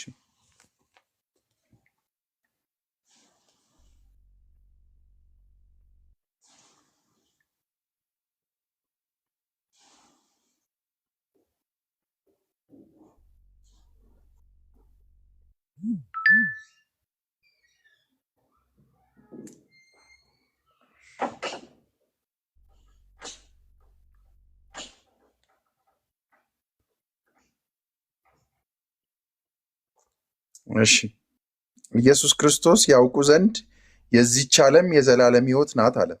እኔ ላደርገው የሰጠኝን ሥራ ፈጽሜ በምድር አከበርኩ። አሁንም አባት ሆይ ዓለም ሳይፈጠር በአንተ ዘንድ በነበረኝ ክብር አንተ በራስ ዘንድ አክብረኝ አለ። ምን ማለት ነው ቫላሪ? አሁንም አባት ሆይ አለ ዓለም ሳይፈጠር በአንተ ዘንድ በነበረኝ ክብር አንተ በራስ ዘንድ አክብረኝ አለ። ይሄ ምን የክርስቶስን አምላክነት ያስረዳል እያልከኝ ነው? ኧረ ቆይ ቫላሪ አታነብም? ዓለም ሳይፈጠር በአንተ ዘንድ በነበረኝ ክብር አለ እኮ። አዎ እኮ ታዲያ ዓለም ሳይፈጠር አብሬ ነበርኩ እያለው እኮ ነው። ኢሳያስ በእናቱ ማህፀን እንደነበረ እግዚአብሔር አልመረጠውም እንዴ? ገና እናት ማህፀን ሌላ ዓለም ሳይፈጠር ሌላ። እናት ማህፀንማ ወንድና ሴት አድርገው እንቁላሉ ተሰብሮ ስፐርም እዛ ገብቶ ምናምን የተፈጠረውን ተወዋ እሱ። እሺ ኢየሱስ እኔና አንተ አንድ እንደሆንን እነሱም ከኛ ጋር አንድ ይሆኑ ዘንድ ሲል ምን ማለቱ ነው? በጣም አሪፍ። እኔ እናንተ አንድ እንደሆንን ብልት ጳውሎስ ብልት ብሎ ከፋፍሎናል። እኛ የክርስቶስ ብልት ነን። በነገራችን ሄሌኒስቲክ አስተማሪ ወይኔ ጳውሎስን አትጥለው። ጳውሎስ በነገራችን ላይ ከሁሉ ሐዋርያት 3ኛ ሰማይ ደርሶ የመጣ ነው። እሱን እንዳጠለው በስተትም በጣም የሚገርም ሰው ነው። 3ኛ ሰማይ ደርሶ የመጣ ሰው ነው። ችግር የለውም። እኔ እናንተ አንድ እንደሆንን እነሱም ከኛ ጋር አንድ ይሆኑ ዘንድ ማለት ምን ማለት ነው እኮ? ብልት ስለሆንን መንፈስ ወደኛ ተልኳል። አሁን ከክርስቶስ አካል ነን ማለት ነው። አካል ነን። አዎ እጁ እግሩ ወይስ ጭንቅላቱ ወይስ አይደለም። አካል ስትባል አካላዊ ፓጋኒስቲክ አስተምሮ ነው። ሄሌኒስቲክ አስተምሮ ነው። ይኸውልህ ሄሌኒስቲክ እኔ አላውቃቸውም። በእናትህ ስለማን እንደምታወራ እነሱ ማወቅ ይገባሃል። እነሱን ስትመረምር ስታውቅ የጳውሎስ አስተምሮ ሄዘኒስቲክ አስተምሮ እንደሆነ የፓጋኖች የመጣው ከጠርሴስ ነው። ጳውሎስ የመጣው ከጠርሴስ ነው። ከግሪክ ነው የመጣው። የግሪክ ዜግነት አለው። የግሪክ ዜግነት አልኩ፣ የሮም ዜግነት አለው። ግሪክ ደግሞ ሄዶ አስተምሯል። ጢሞቴዎስ የሚባል የመንፈስ ልጅ ነበረው። የተወለደው ያደገው ግሪክ ውስጥ ነው። ጠርሴስ የምትባል ከተማ የዲዮኒሲስ አስተምሮ ፓጋኒስቲክ ከልት የነበረበት ከተማ ነው ያደገው። ሄሌኒስቲክ በገማሊያ ስር እንደተማረ ነው የመሰከረው። በገማሊያ ስር፣ ገማሊያ ማለት ደግሞ ምርጥ ረቢያቸው የእስራኤላውያን ምርጡ ረቢ ስር ነው የተማረው ጳውሎስ። እሺ ገማሊያ ግሪክ ስር ከተማረ፣ ገማሊያ ደግሞ ክርስቲያኖች እንዲገድሉ ማንንም አዞ አያውቅም። ገማሊያ ፈሪሳዊ ነው አይደለ? ትክክል። አዎ ገማሊያ ምን አለ? ተዋቸው እስኪ እነ ይሁዳ የሚባሉ ሐዋርያቶች ተነስተው ኢየሱስ ነቢያቶች ነው የሚሉ ተነስተው ጠፍተዋል፣ እስኪ ተዋቸው እነዚህን የሚል ሰው ነው ገማሊያ። ታዲያ ገማሊያ ያላስተማረውን ከየት አባቱ አምጥቶ ነው ጳውሎስ ክርስቲያኖችን ሲጨፈጭፍ ሲገድል የነበረው? እኮ ገማሊያ ይሄ መንፈስ የእግዚአብሔር ከሆነ አይጠፋም ነው ያለው፣ ካልሆነ ግን ይጠፋል ነው ያለው። ይጠፋል ነው ያለው።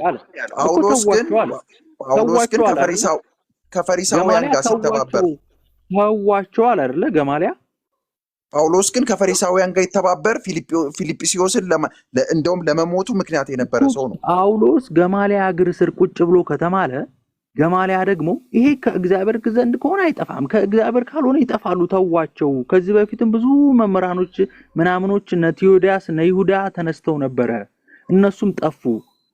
ከእግዚአብሔር ዘንድ ካልሆነ ይጠፋሉ፣ ከእግዚአብሔር ከሆኑ ደግሞ ችግር የለውም፣ ተዋቸው። ጳውሎስ እኮ ወንጌልን አይደለም ከተማረ አዳምጥ፣ ኦሪትን ነው የተማረው።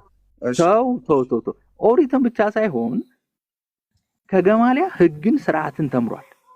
ጳውሎስ ገማሊያ ያላስተማረውን እነ እስጢፋኖስን ሲጨፈጭፍ እስከ ደማስቆ ድረስ እየሄደ ሲገድል የነበረውን አስተምህሮ ከየት ነው ያገኘው? ለምን እንደሆነ ታውቃለህ? የሮማውያን ተላላኪ ወንበዴ ስለነበረ።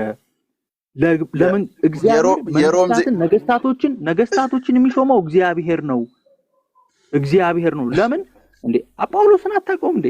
ለሄሮድስ ቤተሰቦች ሰላምታ አቅርቡልኝ እኮ የሚል ሰው እኮ ነው። ለሄሮድስ ቤተሰቦች ሰላምታ አቅርቡልኝ፣ ለናግሪጳ ሮማውያንንም ራሱ ይወዳቸው ነበር እንደ ከጌታ ጋር በመሆን ይወዳቸው ነበር።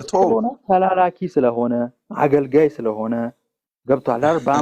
በ700 ጭፍሮች እስራኤል ውስጥ እነ የያዕቆብ ሴክቶች የኢየሩሳሌም ክርስቲያኖች ወይም ናዛሪያኖች እንደሚገድሉት ሲያውቅ በ700 ምናምን ጭፍሮች ታጅቦ የሄደ የሮም ወታደር ነው እንጂ በገማልያል እግር ስር የተማረ ፈሪሳዊ አይደለም እሱ። አንተ ወንበዴ ብትለው እሱ ምን ብሎታል መሰለ?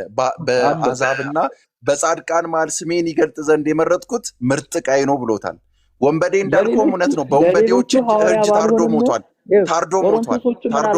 ቆሮንቶሶችን ለሌሎቹ ሐዋርያ ባልሆንም ለእናንተ ግን ሐዋርያ ነኝ አለ። እነማን ናቸው ሐዋርያ አይደለም? ምርጥ ዕቃ አድርጎታል። ለአሕዛብም ለጻድቃንም አፖስትል ነው። ሪቨሌሽን አንብብ፣ ባይዘው የዮሐንስ ራእይን አንብብ። የበለዓምን ጌታ ምን አለ ስለሱ? ሐዋርያት ላይ በአሕዛብም በጻድቃንም ፊት የመረጥኩት ምርጥ ዕቃዬ ነው አለ ጳውሎስን እኮ። ምርጥ ዕቃዬ ነው። ማን የመሰከረው? ይሄንን ራሱ ኢየሱስ ነው የመሰከረው። ራሱ ኢየሱስ ነው የመሰከረበት። ለነ ጴጥሮስ ለምን አይነግራቸውም ነበር? ለነ ጴጥሮስ በነገራችን ላይ ጴጥሮስ ከተገለጠለት በላይ ጳውሎስ ነው የተገለጠለት። ጴጥሮስ ከተገለጠለት በላይ ጳውሎስ ነው የተገለጠለት። አዳምጠኝ። ለነ ጴጥሮስ ለምን አይነግራቸውም ነበር? ይሄ ለአሕዛብ የሾምኩት ሐዋርያ ነው ጴጥሮስ ሆይ፣ ያዕቆብ ሆይ። ጴጥሮስ ምን አገባው? ጴጥሮስ የሚወላውል እኮ ነው ሲጀመር። ጴጥሮስ ፈሪ ነው። ፈሪ የሚወላውል ነው። ጴጥሮስን ትክዳላችሁ እንደ ሉተር ገብቷል። ሪቨሌሽንና የያዕቆብ መልእክት አዲስ ኪዳን ላይ መካተት የለበትም። ምክንያቱም ኤፒስትል ኦፍ ስትሮ ባዶ ቀፎ የሆነ አስተምሮ ነው ይላል። አንተ ብትጠላው በነገራችን ላይ መንገድ የከፈተ አንተ ይሁዳዊ ከሆንክ አላቅም፣ ክርስቲያን ከሆንክም መንገድ የከፈተልህ ጳውሎስ እንጂ ማንም አይደለም። በአሕዛብ ላይ የተመረጠው ጳውሎስ እንጂ ጴጥሮስ አይደለም ባላርይ። ስለዚህ ተው፣ ጳውሎስን አትስደበው፣ በሰማይ ፊት እንዳታፍር ነገር። አላፍርም። የዮሐንስ ራእይ ላይ የበለዓምን መንገድ የሚያስተምሩ ለጣዖት የተሰዋ ስጋ እንድትበሉ ይላል ራእይ ላይ። እኔ ባይዘው ያዕቆብና ጳውሎስ ቁጭ ብለው ሲሰዳደቡበት የነበሩበትን ጽሑፍ ከያዕቆብ መልእክትና ከራሱ አንተ ነበርክ እንዴ? ቆይ ነበርክ? አንተ ይሁዳ ነህ? ከይሁዳ ነገድ ነህ እንዴ አንተ? ወይስ ከማን ነገድ ነህ አንተ? ቆይ ከ12ቱ የእስራኤል ልጆች ውስጥ የማን ነገድ ነህ? ፎሎ አድርጌሃለሁ በይፋ በደንብ ሌላ ጊዜ መማማር እንችላለን። አሁን አሁን ጃንም በጠበጥ ነው። እኔም ልወጣ ነው። ደህና ደሩ ጃዬ። በጣም ነው የማመሰግነው። በጣም ነው የማመሰግነው ሳሚ። ፎሎ አድርጌሃለሁ። ከቻልክ ፎሎ አድርገኝና በቅንነት መንገድ መማማር እንችላለን። ነገሮች እያነሳን መወያየት እንችላለን። ኤኒዌይስ እና አመሰግናለሁ ባይዘው ስላወራህ። እሺ ጃዬን አመሰግናለሁ። እኔም በጣም ነው የማመሰግነው። ቤቱን በጠበጥ ነው ግን አረ እናንተ ያልበጠበጣችሁት ውር ስትሉበት ነው ቤቱን ሞቅ የሚሉ እንጂ። እሺ እናመሰግናለን። ሌላ ቀን እመጣለሁ ቤት